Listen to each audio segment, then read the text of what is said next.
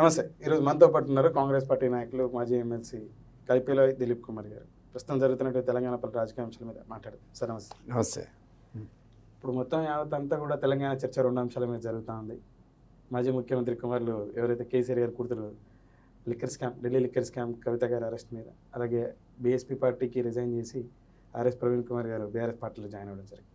ముందుగా కవిత గారి అరెస్ట్ ఉదంతం గురించి మాట్లాడుకుందాం సార్.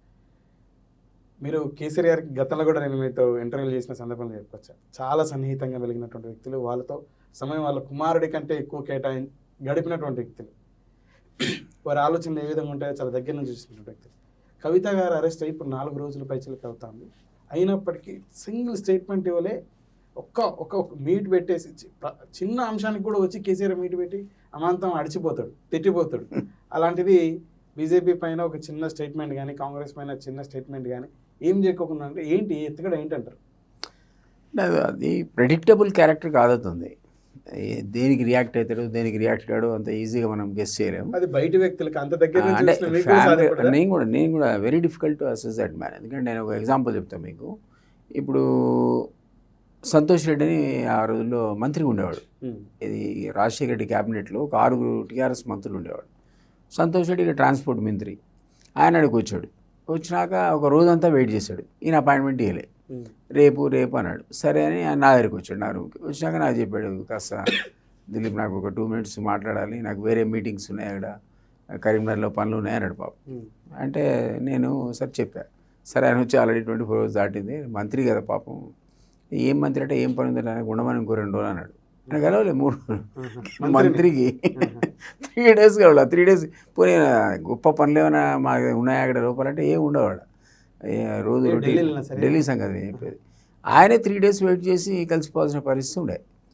మీ రిమెంబర్ ఈటెల రాజేందర్ కళలో నీళ్లు పెట్టుకుంటూ చెప్పాడు, మేము క్యాబినెట్ మంత్రులమేయండి, తెలంగాణ ఉద్యమకారులమేయండి, హరీష్ అంటే మేనలుడు కదా, హరీష్కి అసలు సెక్యూరిటీ వాడు ఆపడం ఏంటి? గేటు దగ్గర సెక్యూరిటీ వాళ్ళు నన్ను, హరీష్ని, గంగుల కమలాకర్ని ఆపితే కళ్ళలో నీళ్లు పెట్టుకోవడమే తక్కువ అన్నాడు. ఎవరు? ఈటెల రాజేందర్. ఆయన మంత్రిగా ఉన్న సందర్భంలో ఏంటంటే వాళ్ళకంటే అపాయింట్మెంట్ లేదంటే సీఎం ప్రగతి భవన్లోకి ఎంట్రీ లేదు, దేవర్ బ్లాక్డ్. అది ఆయన సైకాలజీ, అది పాసిబుల్ ఆయనకే జరిగే చెల్లు, అది ఇంకోళ్ళకి కాదు. అదే పదిలో కూతురు కొడుకులో మీరు అన్నట్టుగా ఆయన కూతురు అంటే ఎక్కువ ఇష్టపడతారు. ఒక సంఘటన సందర్భంలో కూడా మీరు అక్కడే ఉన్నారనుకుంటా, చెరుకు ముత్తరెడ్డి గారు కూడా ఆయన 4 రోజులు తిరిగాడు ఆడ. రోజు గేట్ చుట్టూ ఇటు తిరగడం పోవడం, సాయంత్రం గేట్ లోపల కూడా రానిలే అని చివరిగా కలిసాడు. 6 రోజుల తర్వాత కలిసాని 4-5 days చెరుకు ముత్యం రెడ్డి లేదు, అప్పుడు లేడు. అంతకుముందు ఆయన సివిల్ సప్లైస్ మంత్రి చేసిన వాడు. ఆయన సన్నిహిత మిత్రుడు, ఆయనకి సన్నిహిత మిత్రుడు. గేటు బయట తిరుగుతున్నాడు ఆయన. నేను రోజు పోయా, రోజు బయటలో ఎందుకు నేను లోపల పోతే బయట ఉన్నాడు చెరకు మీద. ఇదేంటి మీరు ఇక్కడ అన్న, నేను 2 days అయిన తిరగబట్టి తిరిగిపోయారు అన్నాడు. మీరు రెండని నాతో కూర్చోబెట్టుకుని లోపల తీసుకుని లోపల కూర్చోబెడితే ఈ డెఫ్యూజ్ టు మీట్ హిమ్. మళ్ళీ 2 days తర్వాత ఆయనకు అపాయింట్మెంట్ ఇచ్చాడు. సో అది వెరీ అన్ప్రెడిక్టబుల్ బిహేవియర్. ఎందుకు చేస్తాడో అది ఎవడికి తెలియదు, ఆయనకే తెలవాలి. కూతురు అంటే చాలా ఇష్టం, మళ్ళీ కొడుకు కంటే ఎక్కువ కూతురు అంటే ఇష్టపడతాడు. డెఫినెట్లీ ఆయనకు చాలా ఎక్కువ అమ్మాయి అంటే చాలా ఇష్టం. సో మరి ఆ ఫ్రస్ట్రేషన్లోనూ, ఆ కోపంలోనూ, ఎగనీలోనూ ఉండొచ్చు. బట్ ఏదైనా వెరీ డిఫికల్ట్. ఏదో రోజు వచ్చి అందరినీ బ్లాస్ట్ చేస్తాడు. మీరు అన్నట్టే, అనుమానం ఏం లేదు. కవిత గారు అరెస్ట్ అయ్యి 4 రోజులు ముందటే కరీంనగర్ జైత్యాల సభ, కరీంనగర్ మీటింగ్ వేదిక ద్వారా, అంటే వినోద్ గారు పార్లమెంట్ అభ్యర్థిగా పోటీ చేస్తున్న వాళ్ళ సందర్భంగా అక్కడ కండక్ట్ చేసిన ఒక మీటింగ్ని అడ్రస్ చేస్తా, మీరుగానే గెలిపించింటే అగ్గి పెట్టేవన్నీ దేశంలో ఢిల్లీకి పోయి ఎవరు కేసీఆర్ గారు అని చెప్పుకురావడం జరిగింది. అంటే ఆ మాట మాట్లాడి 4 రోజులు ఎవరిని గెలిపించి అగ్గి పెట్టేవాట? తెలంగాణ ప్రజలు కేసీఆర్ గారిని, బీఆర్ఎస్ పార్టీని గెలిపించింటే నేను ఇప్పుడు నినాక మొన్ననా? అవునవును, మొన్న మళ్ళీ ఈయన అభ్యర్థి కదా, బోయినపల్లి వినోద్ అభ్యర్థిగా ఉన్న సందర్భంలో పొలిటికల్ మీటింగ్, అది ఒక మీటింగ్కి వెళ్ళి మీరు గెలిపించింటే నేను 3వ సారి ఢిల్లీకి వెళ్ళి అగ్గి పెట్టేవాడిని, దేశ రాజకీయాలంతా తెలంగాణ వైపు చర్చ ఉండేలా చేసేవాడిని అని చెప్పేసాను. వెంటనే ఇక్కడ అంటే అగ్గి రాజేయడం జరిగింది బీఆర్ఎస్ పార్టీ. అంటే బీజేపీ సీరియస్గా తీసుకుందని భావించచ్చా? అరెస్ట్తో అంటున్నారా? ఇప్పుడు గతంలో మీకు జ్ఞాపకుంటే బీజేపీలో ఉన్న మాలాంటి వాళ్ళని కూడా కవితను అరెస్ట్ చేయలేదు, కేసీఆర్పై ఏ విధంగా చర్య తీసుకోలేదు. ఎమ్మెల్యేలు, ఎంపీలందరూ కూడా సామంత రాజుల్లాగా వీళ్ళు లూటీ చేస్తున్నారు తెలంగాణ ప్రజాధనాన్ని. ఆ కారణంతో బయటకు వచ్చాం మేము, ఇంక్లూడింగ్ మై సెల్ఫ్. వీళ్ళు ఏం యాక్షన్ తీసుకోవట్లేదు, బీజేపీ కూడా వీళ్ళు అండర్ హ్యాండింగ్ డీలింగ్ ఉందనే మాట అనే కదా మేము బయటకు వచ్చింది. సడన్గా బీజేపీ ఈరోజు అరెస్ట్ చేసింది. మరి అంతకుముందేమో వాళ్ళు చేసి ఉంటే మేము బయటకు వచ్చి ఉండేవాళ్ళం కాదు. ఆ రోజు బండి సంజయ్ని తీయకుండా ఉండి కవితను ఇదే పద్ధతిలో అరెస్ట్ చేసి ఉంటే 25 సీట్లకు తక్కువ వచ్చేవో ఈరోజు మేము అధికారంలోకి వచ్చేవాళ్ళం కాదు. అది హంగ్ అసెంబ్లీ ఉండేది. హంగ్ అయితే రాజకీయాలే వేరుండేవి. కేసీఆరే మళ్ళా పోయి సరెండర్ అయ్యేవాడు ఎవరికి, బీజేపీకి. అట్లాంటిది వాళ్ళు అప్పుడు చేయలే. ఆ రోజు ఎంత పొలిటికల్గా డ్యామేజ్ జరిగిందో ఆ పార్టీ రియలైజ్ అయింది. ఇప్పుడు పార్లమెంట్లో దాని అడ్వాంటేజ్ తీసుకోవడానికి ఈరోజు అరెస్ట్ చేశారు వాళ్ళు. సో ఇందులో కూడా రాజకీయం ఉంది. అదే పెద్దగా ఎంక్వైరీ ద్వారా కొత్త విషయాలు బయటపడ్డాయని అనుకోను. ఇదే విషయాలు ఇప్పుడు ఆ పిల్ల అనేవాడు జైలు నుంచి ఉత్తరాలు కూడా రాశాడు. ఎక్కడ నయ్యంది ఇచ్చాడు, ఏ కారులో ఇచ్చాడు, దాని నెంబర్ ఏంటి కూడా రాశాడు. అది ముందు ఎలక్షన్ ముందు కూడా జరిగింది. అది ఎందుకో మరి అప్పుడు వాళ్ళు సైలెంట్ ఉన్నారు. ఇప్పుడు పార్లమెంట్ ఎలక్షన్స్ ముందు డెఫినెట్లీ దీనివల్ల కొంత లాభం వాళ్ళకి జరుగుతుంది. కానీ చర్చ కూడా జరుగుతుంది. ఈ వీళ్ళు కావాలనే ఎలక్షన్ బెనిఫిట్ కోసమే బీజేపీకి ఏం ఆడుతుంది తప్ప అంతమించి ఏం లేదు అని కూడా వస్తుంది. అదంతా మీరు చేసే దుష్ప్రచారం అని చెప్పేసి అంటా ఉన్నారు. మీరు చెప్పండి. ముఖ్యంగా ధర్మపురి అరవింద్ గారు అని చెప్పుకొచ్చేది ఏంటంటే బీఆర్ఎస్ ఎప్పటికీ బీజేపీతో కలవదు, అంటగాగదు మాతో. ఈ బీఆర్ఎస్ కాంగ్రెస్ అంటగాగుతా ఉన్నారు అని చెప్పేసి వీళ్ళిద్దరు కుమ్మక్కయ్యే ఈ రాజకీయం చేస్తా ఉన్నారు, ఈ ఆరోపణలు చేస్తున్నారని. మాకేమంటే మేము లాస్ కదా మాకు. ఈరోజు వాళ్ళు బీజేపీకి ఒక 2%, 1% మైలేజ్ వచ్చినా మాకు నష్టం. కానీ మాకు బీఆర్ఎస్ టోటల్గా కొలాప్స్ అయింది, నేను కూడా ఒప్పుకుంటాను. వాడు మాతో ఉన్నా లేకపోయినా అది వేరే విషయం, సంబంధం లేదు, నాకు తెలియని కూడా తెలియదు. కానీ బట్ ఈరోజు బీఆర్ఎస్ లేదు అసలు. బీఆర్ఎస్ ఎక్కడ కూడా ఒక్క కేసీఆర్ అనేవాడు మెదక్లో నిలబడితే తప్ప ఆ ఒక్క సీట్ ఏమైనా గెలుస్తారేమో అది కూడా చెప్పలేము. లేదా కామారెడ్డిలాగా నిలబడి ఓడిపోతారేమో మనం చెప్పలేం. కానీ బట్ అవకాశం ఉన్నది మాత్రం మెదక్లో ఆయన ఒక్కడికే ఉంది. అసలు బీఆర్ఎస్ సెకండ్ పర్సన్ ఎవరు గెలుస్తారు నాకు చెప్పండి మీరు. ఆ సీన్లో లేదు ఆ పార్టీ. రేపు 17 లోక్సభ స్థానాల్లో బీఆర్ఎస్ అభ్యర్థులు ఓడిపోతారంటారు.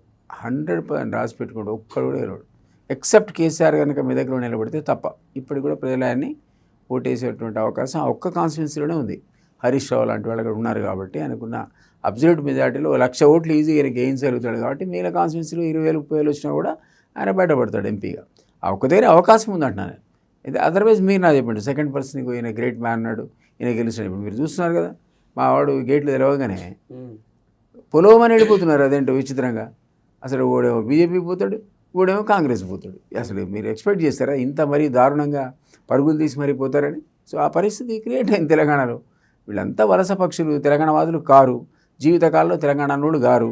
అట్లాంటి పనికిరాని వాళ్ళందరినీ తీసుకొచ్చి ఆయన పదవులు ఇచ్చి కూర్చోబెడితే వాళ్ళు ఉంటారా మీతో? పక్క సపోజ్ వచ్చినారంటారా? వాళ్ళు ఉంటారా మీతో? అది వాడి కమిట్మెంటే లేదా, అధికారం తప్ప ఇంకోటి ఆలోచన లేని నాయకులంతా ఈరోజు వాళ్ళ ట్రూ క్యారెక్టర్స్ బయటకు వచ్చినాయి. మరి నిజంగా కూడా ఆయన కష్టకాలంలో ఉన్నాడు కదా, కూతురు అరెస్ట్ అయింది కదా, ఓడిపోయాడు కదా.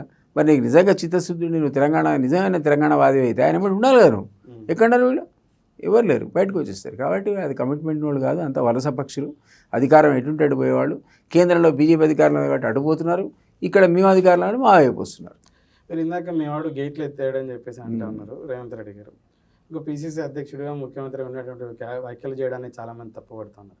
ముఖ్యంగా నిన్న ఎవరైతే లక్ష్మణ్ గారు ఉన్నారో, మాజీ బీజేపీ తెలంగాణ రాష్ట్ర అధ్యక్షుడు, వారు చెప్పుకురావడం రేవంత్ రెడ్డి గారు గేట్లు ఎత్తేసామని చెప్పేసి అంటూ ఉన్నారు. అలాగే దాంతోపాటు ఈ 5 సంవత్సరాల్లో మా ప్రభుత్వాన్ని ముందుకు సాగనీయకోకుండా బీజేపీ అలాగే బీఆర్ఎస్ కూల్స్తామని చెప్పేసి అంటూ ఉన్నారు. ఇది సబబు కాదని చెప్పేసి మీరు వ్యాఖ్యానిస్తున్నారు కదా.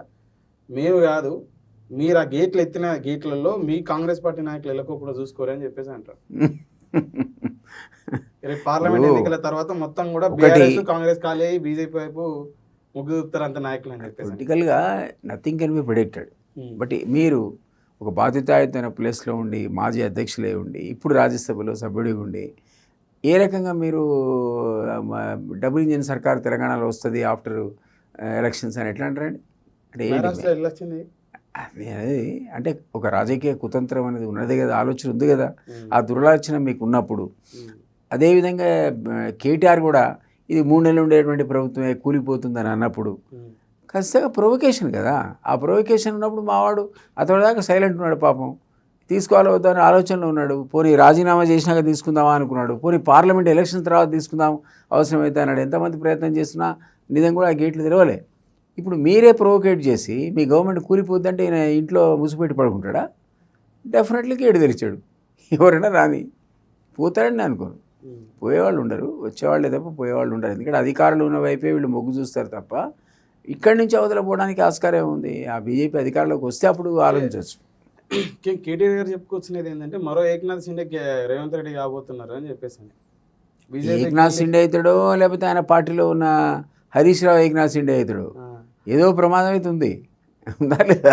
ఎందుకంటే హరీష్ రావు కూడా మొత్తం 20 మందిని వేసుకొని బయటికి పోయి మా పార్టీలో కన్నా రావచ్చు, బీజేపీ కన్నా పోవచ్చు, పోతే అప్పుడు మాకు కూడా ఇబ్బంది.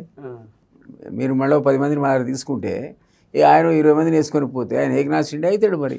సో ఈ రాజకీయాలు అనేది మీరే చేస్తున్నారు, మీరే ప్రోవోకేట్ చేస్తున్నారు, వాటికి గేట్లు తెరిచిన వాళ్ళు మీరే అంటున్నారు ముందు. అందువల్ల ఇక్కడ కాంగ్రెస్ అధికారంలో ఉంది కాబట్టి ఒక 20 మందిని మేము తీసుకోగలిగితే ఇక అప్పుడు మీరు అవతల నుంచి మీరు ఆయన లక్ష్మణ్ గారు అన్నట్టు ఇంకో 5 మంది మా దగ్గర నుంచి పోయినా కూడా పెద్ద ఫరక్ పడదు. సో మేము ఇంకా స్థిరంగానే ఉంటాం. కాబట్టి తప్పనిసరి పరిస్థితుల్లో ఇప్పుడు 25 మంది మాతో టచ్లో ఉన్నారని అందరూ చెప్తున్నారు కదా. ఆ 25 మంది తీసుకుని కాస్త ప్రశాంతంగా 2-3 ఏళ్ళు ఏ చింతలు లేకుండా నడుపుదా అనే ఆలోచన సీఎం స్థానంలో ఉంటుంది కదండి. కేసీఆర్ ఏమైనా ఇప్పుడు రియలైజ్ అవుతుంటాడా సార్, ఇలా కమిటెడ్ ఉన్న నాయకులందరినీ అనవసరంగా పక్కకు పెట్టిన ఆ కారణం చేతనే ఈరోజు ఈ ప్రతిఫలం అని? ఆయన డే 1 నుంచి కూడా ఇతర పార్టీల వైపు చూడకుండా ఉండాల్సి ఉండే. 63 సంఖ్య ఇచ్చి ప్రజలు నీకు అధికారం ఇచ్చినప్పుడు ఆయన అసలు వేరే పని మానేసి కాంగ్రెస్ని ఖతం చేసే కార్యక్రమం, టీడీపీని ఖతం చేసే కార్యక్రమం పెట్టుకొని అంతా వలసవాదులను తెలంగాణ వద్దన్న వాడిని దాని ఏమంటారు ఉద్యమ ద్రోహులను తీసుకొచ్చి పార్టీలో పదవులు ఇచ్చాడు. ఈరోజు దాని యొక్క ఫలితాలు ఆయన అనుభవిస్తున్నాడు. స్వయంకృత అపరాధం అయిపోయింది. మేము అదే పని చేసి అడగడానికి కూడా వీల్లేదు కదండి. సో ఆయన ఇప్పుడు బహుశా మరి మీరు అన్నట్టు ఆ రోజులోనే నేను ఏదో తోటకూర దొంగతనం చేసినప్పుడే అమ్మ మదలించి ఉంటే బాగుండేది అన్నట్టు ఎవరైనా పార్టీలో సీనియర్లు మీద చెప్తే బాగుండేది. ఎందుకు సార్ మనకు ఆల్రెడీ ఉన్నారు 23 చాలు, ఎవరైనా వస్తా అంటే రాజీనామా చేసి రమ్మని అంటే నిజంగా కూడా రాజీనామా చేసినా గెలిపించుకునే సత్తా ఆ రోజులు ఆయనకు ఉండే. అది కాకుండా ఒక రాంగ్ సిగ్నల్ ఇచ్చి ఆ పద్ధతులు అన్ని డెమోక్రటిక్ పద్ధతులు ఏదైతే ఇతర పార్టీలను డిమాలిష్ చేశాడో అది ఇప్పుడు బూమరాంగా ఆయనకి దెబ్బకొట్టింది. మీరు ఎప్పుడు అటువంటి సలహా లేదా వారితో పట్టినప్పుడు? నేను ఉన్నప్పుడు అధికారం ఎక్కడ వచ్చిందండి, అది పోరాటం కదా. ఎవరు వచ్చినా మా దగ్గర ఉద్యమ ఆకాంక్షతో వచ్చిన వాళ్ళే, రాజీనామాలు చేసి వచ్చిన వాళ్ళే, కొట్లాడడానికి సిద్ధపడి వచ్చిన వాళ్ళే. అప్పుడంతా 2009లో బయటకు వచ్చాను నేను. ఆ 2007 నేను ఆయనతో పనిచేసింది 2003 నుంచి 2009 వరకు అండి.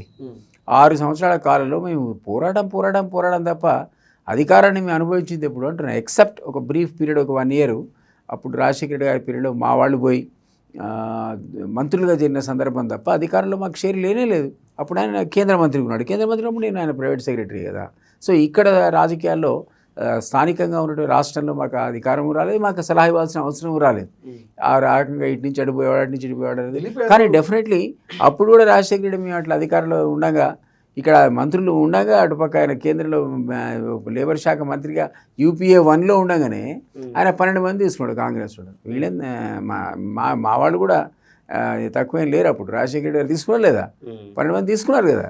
సో ఈ కల్చరు ఎప్పటి నుంచి నడుస్తూనే ఉంది. అధికారంలో ఉన్నవాడు ఇట్లా తీసుకోవడం, వేరే పార్టీని ఖతం చేయడం అనేది అప్పటి నుంచి నడుస్తూనే ఉంది. సార్ మీరు ప్రైవేట్ సెక్రటరీగా వారు కేంద్ర మంత్రి ఉన్నప్పుడు చేసినారు కదా, మరి మీ సలహాలు ఏమైనా సూచనలు ఇస్తే కన్సిడర్ చేసేవారు ఎవరు? ఒకటి నాకు తెలియదు ఏ కారణం చేతనో కానీ డెఫినెట్లీ నాకు ట్రెమెండస్ ఇన్ఫ్లుయెన్స్ ఉండేది ఆయన మీద.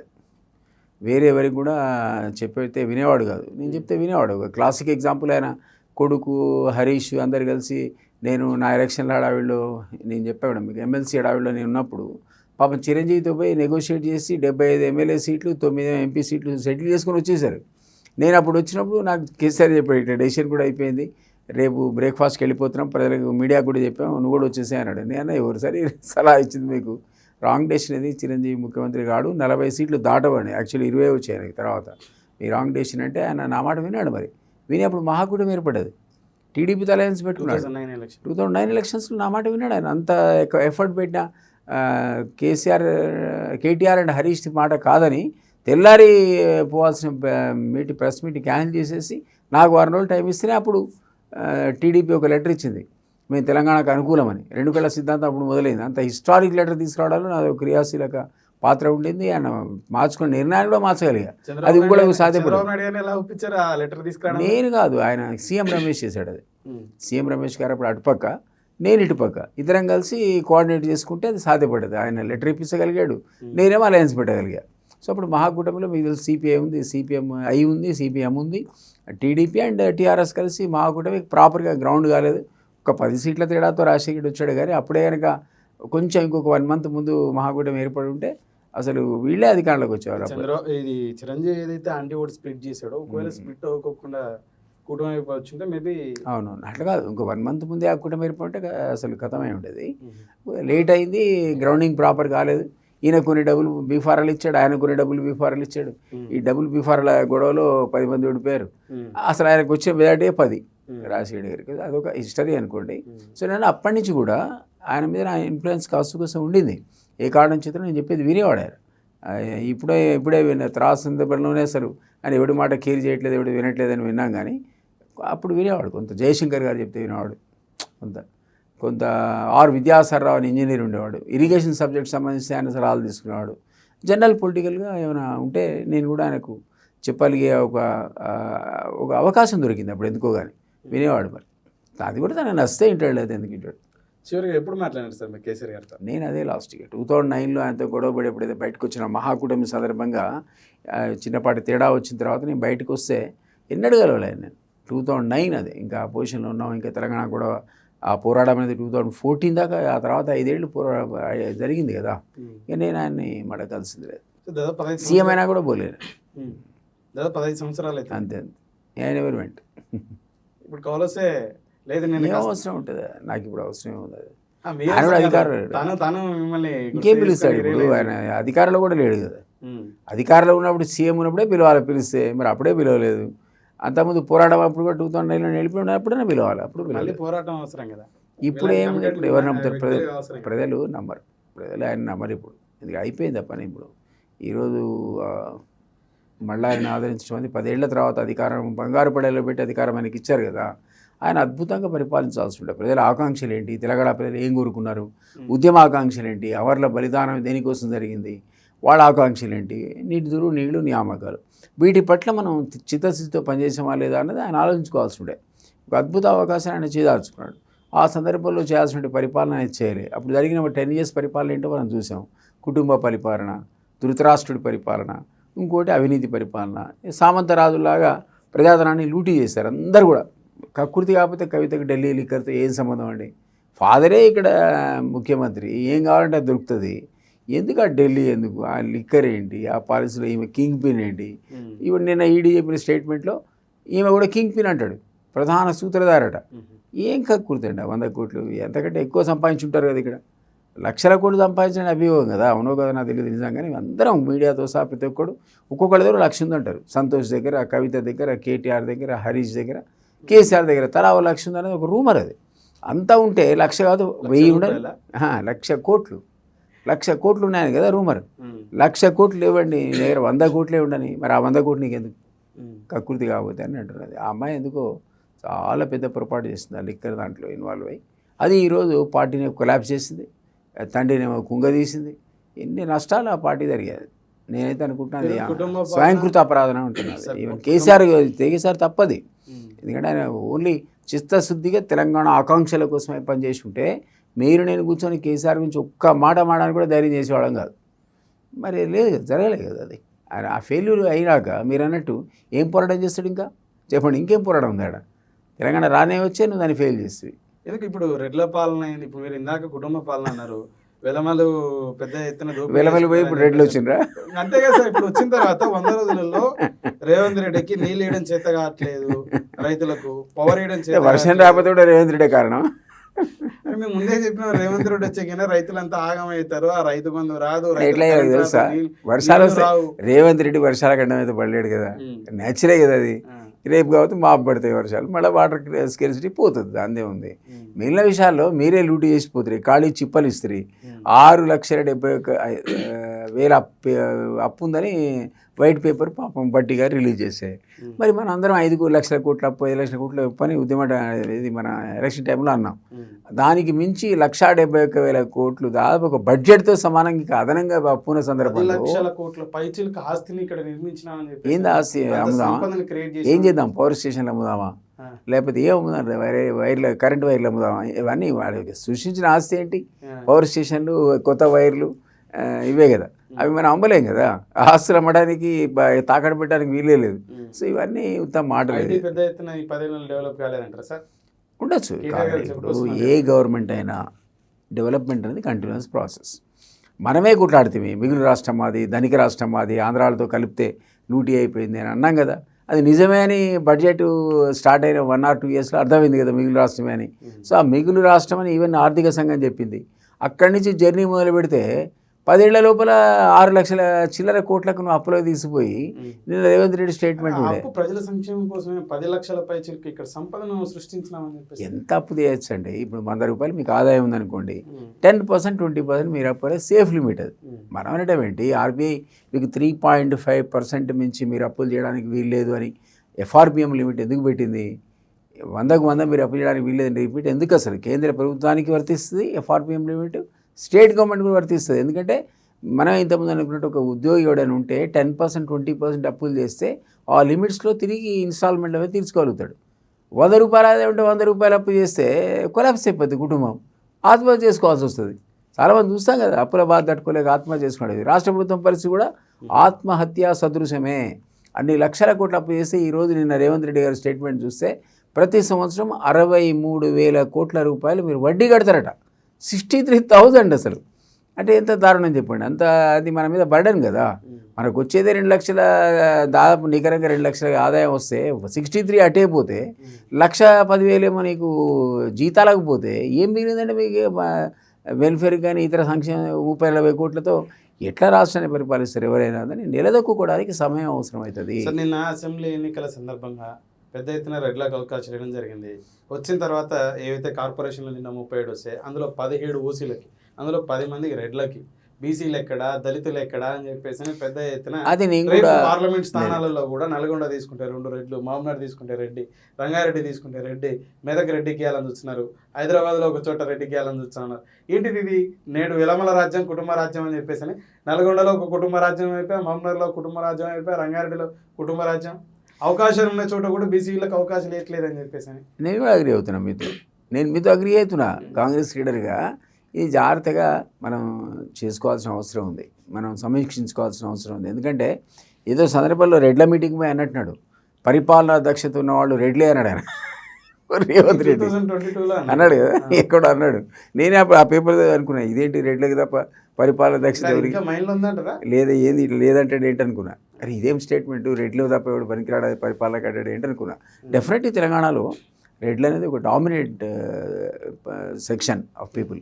వాళ్ళ పర్సంటేజ్ 10% ఉంటే ఊళ్ళో రెడ్లు చెప్తేనే చాలామంది వినే పరిస్థితి అయితే తెలంగాణలో ఉందా లేదా? ఇప్పటికి కూడా ఉంది. ఆ ఇన్ఫ్లుయెన్షియల్ సెక్షన్ ఆ పీపుల్ డెఫినెట్లీ ఒక ఇన్ఫ్లుయెన్షియల్ సెక్షన్. కానీ ఏ పార్టీ అయినా అధికారంలో ఉన్న సందర్భం లోపల బ్యాలెన్స్ మెయింటైన్ చేయాల్సిన అవసరం ఉందని మీరు అనేది నేను ఒప్పుకుంటా. ఎందుకంటే పాపం ఈ ఎవరైతే ఎస్సీ ఎస్టీ బీసీ ఉన్నారు తెలంగాణ ఉద్యమంలో, నేనేమన్నా అంటే నేను అందుకనే నేను మీతో అగ్రీ అయినా. నేనేమన్నా అంటే ఈ బ్యాలెన్స్ మెయింటైన్ చేయాల్సిన అవసరం ఖచ్చితంగా ఉన్నదని నేను ఒప్పుకుంటున్నా. ఎందుకంటే తెలంగాణ ఉద్యమ కాలంలో కూడా 99% చనిపోయినటువంటి ఆత్మ బలిదానాలు చేసుకునే విద్యార్థులు అందరూ కూడా ఎస్సీ ఎస్టీ బీసీలే. ఎవరో వేణుగోపాల్ రెడ్డి ఉన్నాడు, ఎవరో చారి ఉన్నాడు, ఉంటే ఉండొచ్చు, వేరే లేదని అనట్లే కానీ బట్ 99% అన్నాడు. 1% అగ్రవర్ణాలకు చెందిన వాళ్ళు ఉన్నారు. కాబట్టి ఈ సెక్షన్స్ యొక్క త్యాగాలు కావచ్చు, ఈ సెక్షన్స్ వల్ల ఓట్లు కావచ్చు, మన అధికారంలోకి వస్తున్నాం. కాబట్టి ఈ పదవులు ఇచ్చే సందర్భంలో చాలా జాగ్రత్తగా దీన్ని బ్యాలెన్స్ చేయాల్సిన అవసరం ఉంటుంది. కాబట్టి ఇప్పుడు జరిగింది పునరాలోచించుకోవాలి. డెఫినెట్లీ మీరు అన్నది నేను సీఎం గారు కూడా చెప్తా. నేను కూడా పేపర్ చూసి కొద్దిగా ఆశ్చర్యపోయిన మాట వాస్తవమే. బట్ వాళ్ళని మీరు కాదనేటువంటి పరిస్థితి ఆయనకు ఉందేమో నాకు తెలియదు. ఎందుకంటే ఆయన రెడ్లు పరిపాలనా దక్షులు అన్నాడు కదా. అంటే ఇంకా రెడ్డికి తప్ప మరొకరికి పరిపాలించే సత్తువ లేదంటారా, సత్తా ఉండదంటారా సార్? అంటే బీసీలలో నాయకత్వ లక్షణాలు కలిగినటువంటి డబ్బు పెట్టేటోళ్ళు లేరంటారా? ఇప్పుడు కొందరు ఎట్లుంటారంటే కాంగ్రెస్ పార్టీ నాయకులు కానీ కొందరు కార్యకర్తలు కానీ అంటే రెడ్ల నాయకత్వం కోరుకునేటోళ్ళు ఏంటంటే ఆ వ్యక్తికి గెలిచే అవకాశం ఎక్కువ ఉంది కాబట్టి ఆ వ్యక్తికి ఇచ్చినాం, ఆ వ్యక్తికి గెలిచే అక్కడ మరో బీసీ నాయకుడికి గెలిచే అవకాశం లేదా? ఒకసారి మీకు ఎగ్జాంపుల్ చెప్తాను. నేను జనరల్గా సోషల్ ఫ్యాబ్రిక్లో నేను ఎప్పుడు కూడా ఒక సామాజిక తెలంగాణ కోరుకున్నటువంటి వ్యక్తిని. తెలంగాణ ఉద్యమకారుని, బేసికలీ ఉద్యమకారుని. ఆ తర్వాత పార్టీ, నేను తెలంగాణలో రకరకాల పార్టీలు కూడా మారిన కేవలం తెలంగాణ కాన్సెప్ట్లో ఒక కారణం చేత ఉద్యమ ఆకాంక్షలతో మారినవాడే తప్ప నాకేదో పదవి కావాలని నేను కోరుకున్నవాడు కాదు, రావాలని ఎప్పుడు కూడా అనుకోలేదు. వినండి, అయితే అదే నేనేమంటా అంటే అట్లాంటి నేను మీకు ఎగ్జాంపుల్ చెప్తా. మాధురెడ్డి గారు నాకు హోమ్ మినిస్టర్ ఉండేవాడు, నాకు ఫస్ట్ బాస్ ఆయన. అయితే ఆయనకు కూడా సోషల్ జస్టిస్ అనే కాన్సెప్ట్ మీద కొద్దిగా విశ్వాసం ఉన్నవాడు. మీకు తెలుసో తెలియదు కానీ ఆయన పీడిఎస్యూ మెంబర్. ఆయన తన విద్యార్థి దశలో పీడిఎస్యూ మెంబర్, నేనేమో పీడిఎస్యూ ప్రెసిడెంట్ వరంగల్. మేమంతా లెఫ్ట్ ఓరియంటెడ్ ఐడియాలతో వచ్చినటువంటి వాళ్ళం. సో ఆయన పాపం ఆ సామాజిక స్పృహతో నల్గొండ లాంటి జిల్లాలో సోషల్ ఈక్వేషన్స్ కోసం బీసీలకు ఎస్సీలకు ఎస్టీలకు కరెక్ట్గా డిస్ట్రిబ్యూట్ చేసి ఇచ్చాడు సీట్లు. బిలీవ్ మీ రెడ్డి గెలిచారు, వీళ్ళు ఓడిపోయారు.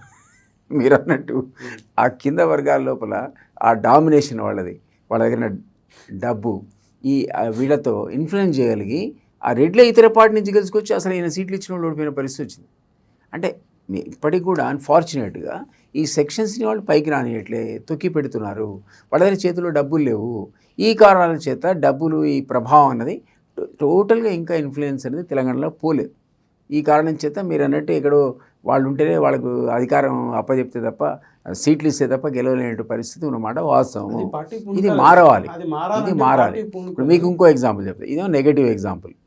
ఇచ్చినా పాపం ఫెయిల్ అయ్యారనేటువంటిది అంత మాత్రం చేత అవుట్ రైట్ వాళ్ళు తీసేసి ఓన్లీ రెడ్లకి ఇవ్వాలని నేను కూడా యాక్సెప్ట్ చేయట్లే.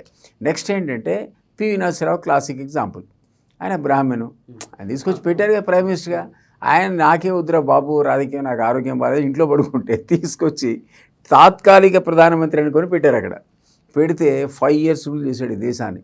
ఎట్లా రూల్ చేశాడంటే అప్పుల ఊబిలోంచి బయటపడేశాడు. ఎవ్వడనుకోలే ఆయన అంత ఎఫిషియెంట్ అని.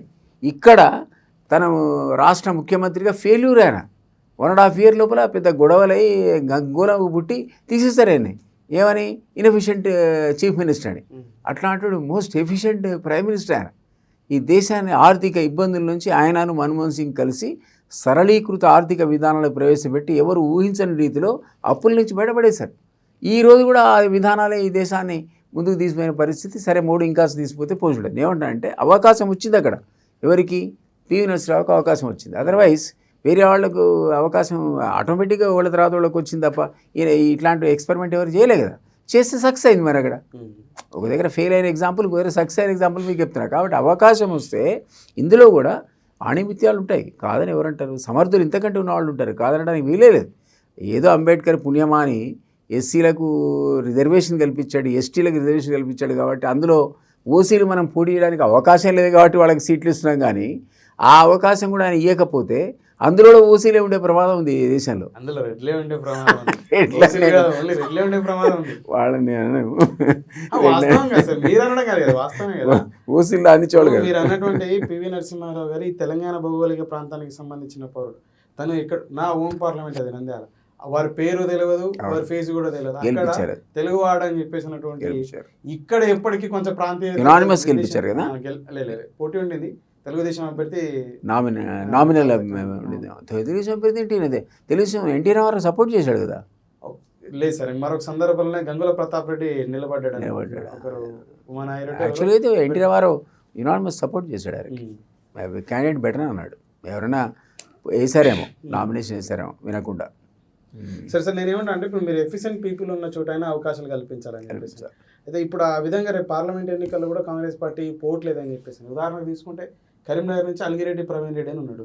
బీసీ నుంచి అంటే బండి సంజయ్ ఏ సామాజిక వర్గమో అదే సామాజిక వర్గానికి సంబంధించిన సంతోష్ రుద్ర అని చెప్పేసి ప్రొఫెషనల్ కాంగ్రెస్ సంబంధించిన కాంగ్రెస్ పార్టీ కోసం 10 సంవత్సరాల నుంచి చేస్తున్నాడు. All India Professional Congress vice ప్రెసిడెంట్గా అని చేసి వార్ రూమ్ అని చెప్పేసి అని పార్టీ ఇచ్చిన బాధ్యతలు వేసుకుంటూ అవుతాం. అలాగే సికింద్రాబాద్ పార్లమెంట్ నుంచి కూడా 3-4 బీసీలు ఎక్స్పెక్ట్ చేయడం ఉన్న చోట కూడా రెడ్ల వైపే మొగ్గు చూపుతా ఉంది నాయకత్వం అని చెప్పేసి. ఇది కొంచెం బీసీ నాయకుల దగ్గర నుంచి, బీసీ సంఘాల దగ్గర నుంచి విత్ ఇన్ ద పార్టీలో కూడా ఒక చర్చ నడుస్తుందని చెప్పేసి. నిజంగా అటువంటిది ఉందంటారా పార్టీలో? I really don't know. Definitely నేనైతే రెడ్ల ఈరోజు డామినెంట్ ఒక సెక్షన్ ఆఫ్ పీపుల్ అని నేను అంటున్నా. వాళ్ళు టైం అండ్ అగైన్ ఇప్పుడు ఖమ్మం ఉంది, మీరన్నా ఖమ్మం అదొక ఒక సెక్షన్ అని మీరు అన్నారు. నల్గొండ అని ఒక సెక్షన్ అన్నారు. కోమటిరెడ్డి బ్రదర్స్ని కాదని మీరు సీట్ ఇచ్చి భువనగిరిలో మీకు వెళ్ళిపోయింది చూస్తాక పాపం ఇట్లాంటి సెక్షన్స్ ఒకటి పట్టుకొచ్చి ఇది పాసిబుల్? ఏ కారణం చేతనో వాళ్ళది డామినేషన్ ఉంది కదా అక్కడ. ప్రజలు నమ్ముతున్నారు కదా వాళ్ళని. ఇప్పుడు ఏదన్నా ప్రజలు నమ్ముతున్నారా లేదా? అంటే కోమటిరెడ్డిను ఆయన అన్నదమ్ములు ఇద్దరు ఓట్లేస్తే గెలుస్తాడా మన అభ్యర్థి? కాదు కదా. మరి వాళ్ళ అభ్యర్థి ఎందుకు గెలుస్తాడు? నాది ఎప్పుడు ఎందుకు గెలుస్తాడు? ఆయన ఎవరు? మన అందుల సామేలు 3 రోజుల ముందే కదండి వచ్చింది. 52 అత్యధిక మేడది గెలిచాడు. ఎట్లా గెలిచాడు? జస్ట్ బికాస్ కోమటిరెడ్డి సపోర్ట్ చేసి వాళ్ళు ఖర్చు కూడా ఆడబెట్టుకున్నాడు విన్నా నేను. ఒక్కసారి లేచి 52,000 ఓట్లతో గెలిచాడు. మరి అదే మందు సామాన్లు ఇండిపెండెంట్ కేసు గెలవమంటే నా మంచి మిత్రుడు అతను, నాకు కూడా నాతో పాటు నా సహచరుడు టీఆర్ఎస్లో కలిసి పనిచేశాడు. కానీ పార్టీ మారి వాళ్ళ ఆశీస్సులతో అద్దంకి దారి కాదని సీట్ ఇస్తే ఎట్లా గెలిచాడు చెప్పండి నాకు. సో నేనంటున్నా ఇప్పుడు పొంగులేటి శ్రీనివాసరెడ్డి ఉన్నాడు, మీరు ఆయన కాదని ఎవరికైనా సీట్ ఇచ్చి కమ్మలు గెలిపోయాడు చూస్తా అంటే ఆ డామినేషన్ ఉంది కదా. సో సహజంగా పార్టీ ఏమనుకుంటుంది, సరే పొంగులేటి శ్రీనివాసరెడ్డి చెప్పిన అభ్యర్థులకి టికెట్ ఇద్దాం అనుకుంటుంది. ఇక్కడ ఎందుకైనా మంచిది ఉత్తమ్ కుమార్గా చెప్పిన లేదా కోమటిరెడ్డి బ్రదర్స్ సపోర్ట్ చేసిన, ఇద్దరు కలిసి సపోర్ట్ చేసిన అభ్యర్థులకి ఇద్దామని అనుకోవడంలో తప్పేముందంటున్నా. అల్టిమేట్గా ఈ పార్టీ ఏదైనా సాధ్యపడదు కదా సార్, ఇప్పుడు కష్టం అంటున్నాను నేను. దానికి నేను సామాజిక తెలంగాణ సపోర్ట్ చేసేవాడిని కదా, మీకు జ్ఞాపకం ఉంటే నేను యాక్చువల్లీ బయటికి వెళ్ళి ఆ సంఘటన, తెలంగాణ విమోచన సమితి, తెలంగాణ యునైటెడ్ ఫ్రంట్ ఇవన్నీ నడిపి ఆఖరికి నేనే అజిత్ సింగ్ గారి పార్టీ తీసుకొచ్చి రాష్ట్రీయ లోక్దళ్ పార్టీ 2 ఏళ్ళు నడిపిన. ఒక పార్టీ అధ్యక్షుడు నడిపాను, ఒక పార్టీ అధ్యక్షుడిని. నేను 20 మందికి సీట్లు ఇచ్చిన. 20 మంది ఎస్సీ ఎస్టీ బీసీలకే, ఇంకోళ్ళకి ఇయ్యలే నేను. మీకు ఓట్లు ఎన్ని వచ్చాయి తెలుసా? ఒకళ్ళకు ఓడికి 500, ఓడికి 300, ఓడికి 2000. నేను విసిగిపోయి మళ్ళీ బీజేపీలో చేరాను నేను. ఎందుకంటే ఇక్కడ నన్ను కేసీఆర్ కమ్మేస్తాడేమో, కనీసం అదన కేంద్రంలో అధికారంలో ఉంటే నన్ను కాపాడుతానేటువంటి నిజంగా ఆలోచనతో పోయినా. పెద్ద సైద్ధాంతిక ప్రాతిపదిక మీద పోలే, ప్రొటెక్ట్ మై సెల్ఫ్. అంటే మరి ఎవరిది ఇప్పుడు డెఫినెట్లీ ఎందుకుంటుంది అవకాశం ఉండి ఖాళీగా బయట తిరిగి ఇదే సంఘటనలు నడుపుకుంటే కంపారేసాడు పాపం.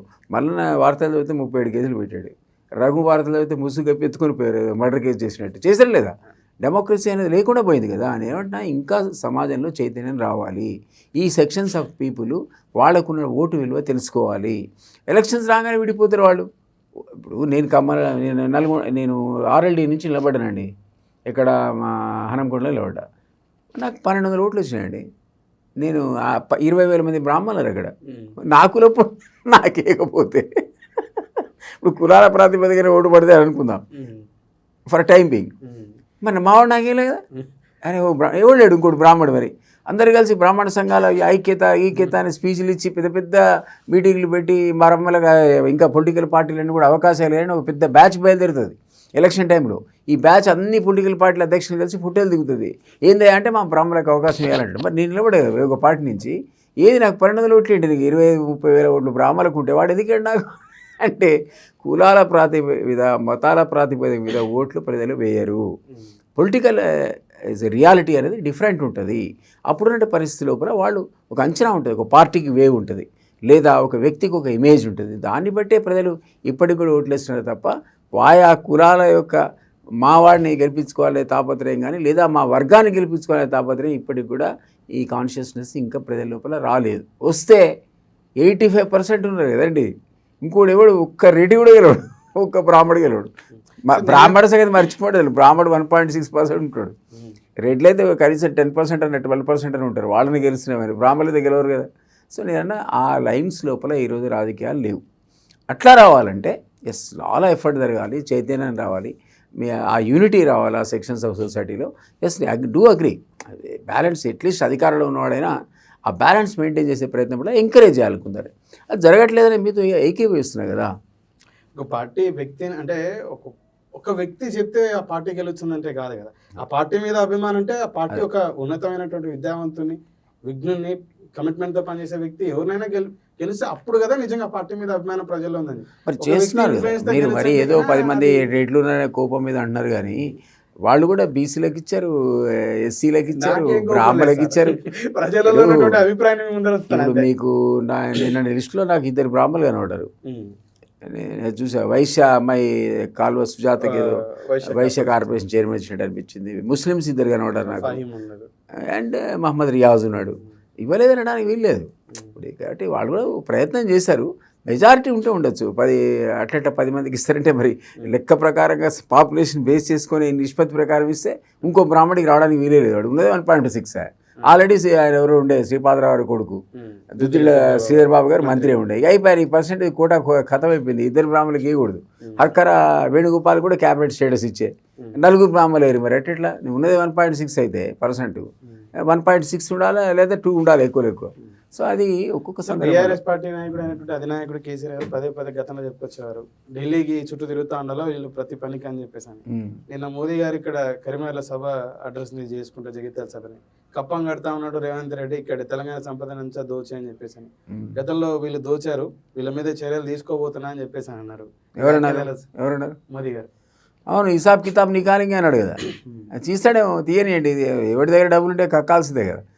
కేసీఆర్ దగ్గర డబ్బులు ఉంటే బయటికి తీస్తానికి మోడీ అంటే మేము కూడా స్వాగతిస్తున్నాం. ఈయన కూడా చేయాలి, రేవంత్ కూడా చేయాలి పని. కక్కనియండి ఒక్కొక్కటి, ఎందుకు సంపాదించాలి? ప్రజాధనాన్ని లూటీ చేసి లక్షల కొద్ది ఇంట్లో పెట్టుకుంటాను. కప్పం కడితే కట్టాడేమో. నేను ఉంటానంటే నువ్వైతే లక్షల కోట్లు లూటీ చేసి ఎవరికి కూడా కట్టకుండా ఇంట్లో కూడా పెట్టావు కదా. నీ కూతురు అరెస్ట్ అయింది అందుకు కదా. నువ్వు వాడు కప్పం కట్టుంటే నేను అరెస్ట్ చేయక ఉండేవాడేమో పాపం. మరి అందులో షేర్ నవ్వు ఇచ్చినారు బీజేపీ నాయకులకి, అది ఇవ్వలేదేమో నువ్వు.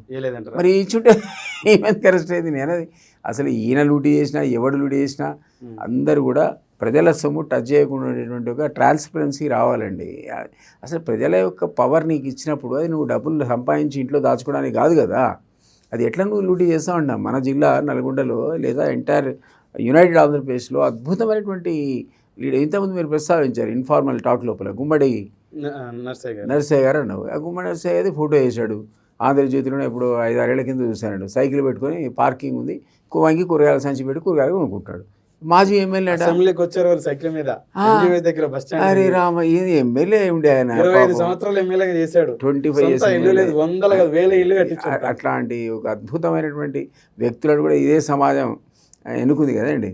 మరి నల్గొండ జిల్లాలో ఈరోజు మల్ల స్వరాజ్యం గారి వర్ధంతి, వారెంత గొప్ప నాయకురాలో మీకు తెలుసు. 100 ఎకరాలు కదండి, 1000 ఎకరాల ఆస్తి ఉన్న మల్లు స్వరాజ్యం అది పక్కకు పెట్టి తన కూతుర్ని భుజానికి కట్టుకొని వెనక వీపు కట్టుకొని తుపాకీ పట్టుకొని పురాణం అయిపోయింది నిజాం నవాబ్ మీద.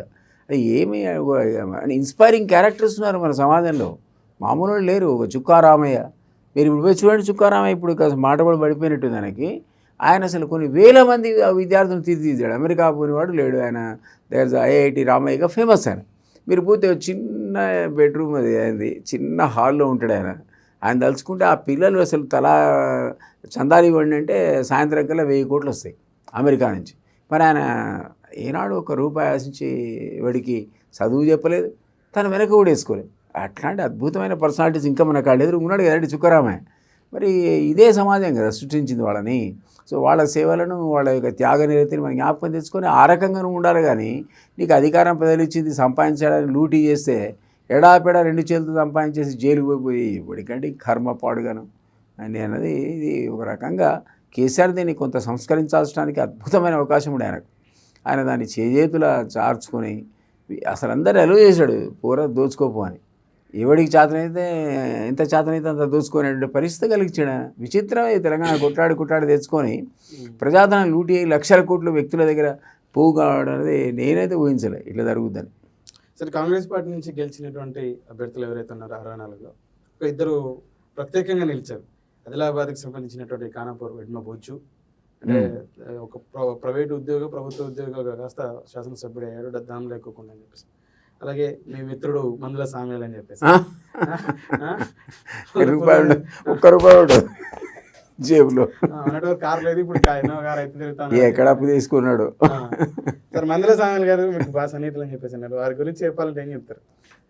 అంతగానే అంటే తుంగతుర్తి నియోజకవర్గంలో ఉత్తర గాదర్ కిషోర్ పెద్ద ఎత్తున స్కాములు కదా, స్కాములు. ఆయన పేరు ఎందో కుంభకోణాలు ఆయన పేరు విన్నాడు. అది యూనివర్సిటీ పిల్లాడు, యూనివర్సిటీలో తెలంగాణ ఉద్యమంలో పార్టిసిపేట్ చేసిన గాదర్ కిషోర్ ఆ పద్ధతిలో ఉంటాడని మనం ఇమాజినే చేయలేము. అసలు అందులో సామెలు అసలు ₹1 ఉంటుంది జేబులో.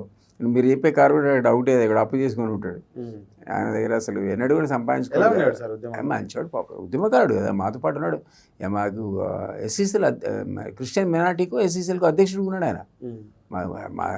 ఒక విభాగానికి అధ్యక్షుడు పనిచేశాడు. ఎప్పుడో ₹1 ఉండేది కాదు అసలు. ఆటోలో వచ్చేవాడు, ఎప్పుడైనా పోతే అన్నా నన్ను తారాకాల డ్రాప్ చేయవాడు, మా కాడ దించిపోయేవాడు. అట్లాంటి వాడు ఎమ్మెల్యే వాడు, మాకు చాలా సంతోషం అసలు, నిజంగా డిజర్వింగే. అంటే ఆ సెక్షన్స్ మీరు అన్న ప్రకారంగా వాళ్ళకి అవకాశం వస్తే, మొన్న అసెంబ్లీలో మాడుతుంటే విన్నా నేను, అంత అగ్రెసివ్ మాట్లాడితే నాకు కూడా తెలియదు. సామేలు అద్భుతంగా మాట్లాడాడు. అంటే అవకాశం వస్తే నిజంగా రాణిస్తారు వీళ్ళు. ఆ సెక్షన్స్ని తొక్కిపెట్టారు కాబట్టి సమాజంలో పాపం అవకాశాలు రాక చాలామంది ప్రతిభావంతులు ఇంకా కూడా మట్టిలో మాణిక్యాల్లాగా ఉన్నారు. వెలికి తీయాల్సిందే, సొసైటీ బాధ్యత అది. ఆ సొసైటీని ఎవరైతే అధికారంలో ఉన్నారో వాళ్ళకైతే మరీ ఎక్కువ బాధ్యత ఉండదు. సో మీరు అన్నట్టు ఒకే సెక్షన్ని ప్రమోట్ చేయడం కూడా తప్పే. నేను యాక్చువల్లీ కాంగ్రెస్లో ఉండే ఆ మాట అనకూడదు, బట్ స్టిల్ నేను అగ్రీ అవుతున్నా. ఒక సామాజిక సోషల్ కార్యకర్తగా, సామాజిక కార్యకర్తగా నేను ఒక ఉద్యమకారుడిగా పనిచేసిన కాబట్టి నేను యాక్సెప్ట్ చేయను. కానీ అన్ఫార్చునేట్లీ ఆ ప్రభావం ఉందండి. ఇంకా నేను ఏం చేయాలో మరి మీరే చెప్పాలి. సామాన్య గారు ఎమ్మెల్యే అయిన తర్వాత ఎప్పుడైనా గెలవడం జరిగిందా? కలిసాడు. నాకు ఎమ్మెల్యే అయ్యే ముందు నామినేషన్ ఇచ్చినప్పుడు కలిసాడు. నామినేషన్ సందర్భంలో ఆయన నామినేషన్ నాకు కూడా ఇచ్చాడు. వచ్చిందా? చెక్ చేయమని చెప్పి ఇచ్చాడు నాకే. ఆ నామినేషన్ ఫామ్ కరెక్ట్ ఉందో చూడమని వాళ్ళ అసిస్టెంట్ నాకు తీసుకొచ్చి ఇచ్చాడు. నేనే చెక్ చేసేదాన్ని, ఎందుకంటే నేను చీఫ్ ఎలక్షన్ ఏజెంట్గా రాజగోపాల్కి పనిచేశాను. ఆ టైంలో ఆయన ఫారాలు తయారు చేసినప్పుడు ఈయన ఫారాలు వచ్చాయి అక్కడికి. సో శామ్యుల్ గారు నాకు ఫోన్ చేసి చెప్పాడు, వాళ్ళ అసిస్టెంట్ చెప్పాడు, దిలీప్ సార్ అని ఇక్కడ అంటే శామ్యుల్ గారు నాతో మాట్లాడి, సార్ నాది కూడా చూడ సార్ అన్నాడు. అంటే ఆ పేపర్స్ అని చెక్ చేశాను. ఆయన మార్పేం లేదు, ఇప్పుడు ఎవరికైతే మార్పేం లేదు. ఆయన పాపం, నేనైతే హ్యాపీ. అట్లాంటి వాడు అసెంబ్లీ అడుగు పెట్టడం అనేది ఒక మంచి ఏమి ఇప్పటివరకైతే అట్లే అనిపించలేదు. షార్ట్ పీరియడ్ కదా, 3 monthsలో ఏముంటుంది. I don't think. బట్ ఆయన ఎన్నో ఏడని చూస్తున్నాడు. ఆయన ఈవెన్ కార్పొరేషన్ చైర్మన్ చేశాడు కదా.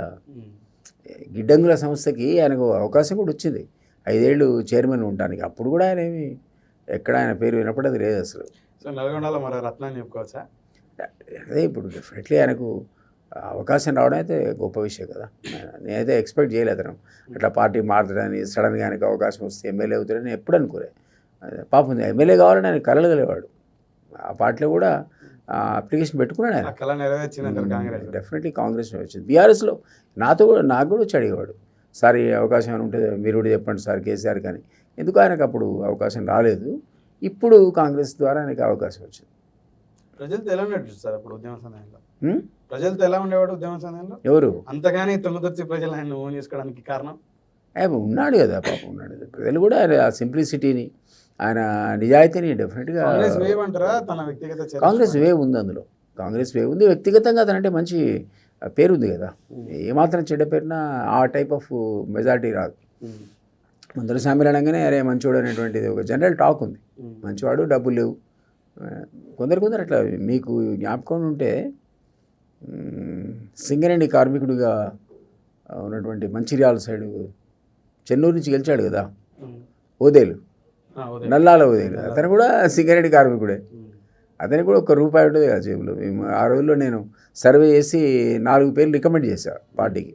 ఆ కాన్స్టిట్యున్సీలో 4 పేర్లు ఇచ్చి నెంబర్ 1లో నల్లాల ఓదేలు పేరు చెప్పారు. సార్ అడిగాడు నన్ను సర్వే చేసి చెప్పంటే. అప్పుడు నల్లాల ఓదేలు ₹1 కూడా వేస్తారంటే ఏం కాదు మనమే గెలిపించుకుందామని ఆ ఖర్చుతో కూడా పార్టీ పెట్టుకుంది. అప్పుడు అతను కూడా మరి సింగరేణి కార్మికుడిగా వచ్చి నిజాయితీగా బీఆర్ఎస్ అప్పుడే ఉన్నా. అతను కూడా మరి ఒక ఆపర్చునిటీ వచ్చింది ఆయనకి. అట్లా కొందరు టక్కున చేయలేని వాళ్ళు ఉన్నారు, అవకాశాలు వచ్చి. సార్ ఇంకో అంశం వెళ్తే మనం ఆర్ఎస్ ప్రవీణ్ కుమార్ గారు బీఎస్పీకి రాజీనామా చేసి బీఆర్ఎస్ పార్టీలో నిన్ననే జాయిన్ అవ్వడం జరిగింది. వారు జాయిన్ అవుతా అన్న సందర్భంలో మాట్లాడడం కానీ అంతకుముందే కానీ అంటే వారి మీద వచ్చినటువంటి విమర్శలుగా చాలా ఘాటుగా వారు విమర్శించడం జరిగింది. ముఖ్యంగా ఆర్ఎస్ ప్రవీణ్ కుమార్ గారు, ఆకునూరు మురళి గారు కానీ ఇంకా సామాజికవేత్తలం అని చెప్పేసి అని, మాజీ బ్యూరోక్రాట్స్ అని చెప్పేసి అని, ఏనాడు ఎన్నికల్లో చిన్న వార్డు మెంబర్ కూడా పోటీ చేయనటువంటి వ్యక్తులు కూడా నన్ను విమర్శిస్తూ ఉన్నారు. పని కట్టుకొని పిచ్చోళ్ళు, సైకోగాళ్ళు, బుద్ధి లేనటువంటి వ్యక్తులు వీళ్ళతో ఈ కథ కాదు పీ కథ కాదు వీళ్ళంతా నాకు చెప్పేటువంటి నీతిగా భోజనవాద గుండెల నిండా నింపుకొని బీఆర్ఎస్ పార్టీలోకి వెళ్తా ఉన్నా. అధికార పార్టీల వైపు చూడట్లే, మద్దతు పార్టీల వైపు చూడట్లే అని చెప్పేసి ఈ వ్యాఖ్యలు ఎలా చూస్తారు? ఆయనే ఎక్సెంట్రిక్గా మాడుతున్నాడు నిజానికి. ఎందుకంటే ఆయన మేమందరం ఆయన అంటే నాకు కూడా గౌరవం ఉండేది. నేను ఆయన గురుకులాలకు సంబంధించినటువంటి సెక్రటరీగా ఉన్నప్పుడు నాకు పరిచయం లేడు ఆయన. నేనే పోయి కార్డు ఇచ్చి అరగంట సేపు వెయిట్ చేసి కలిసిన ఆయన అడిగాడు, ఆయన పని మీద వచ్చారు. నాకేం పని లేదంటే ఊరికే ఆయన కృషి. అప్పటికే అతను గురుకులాలు చాలా మంచి పద్ధతిలో సెటప్ చేశాడు. ఆయన పిల్లలు ఏదో మౌంటైనరింగ్లో ప్రైజులు తెచ్చుకున్నారు, ఆల్ ఓవర్ ఇండియాలో గుర్తింపు తెచ్చాడు. ఆల్ ఓవర్ ఇండియాలో కొందరు పిల్లలకి స్వరోస్ అనే ఆర్గనైజేషన్ నడిపాడు. స్వరోస్ అనే ఆర్గనైజేషన్ నడిపేవాడు.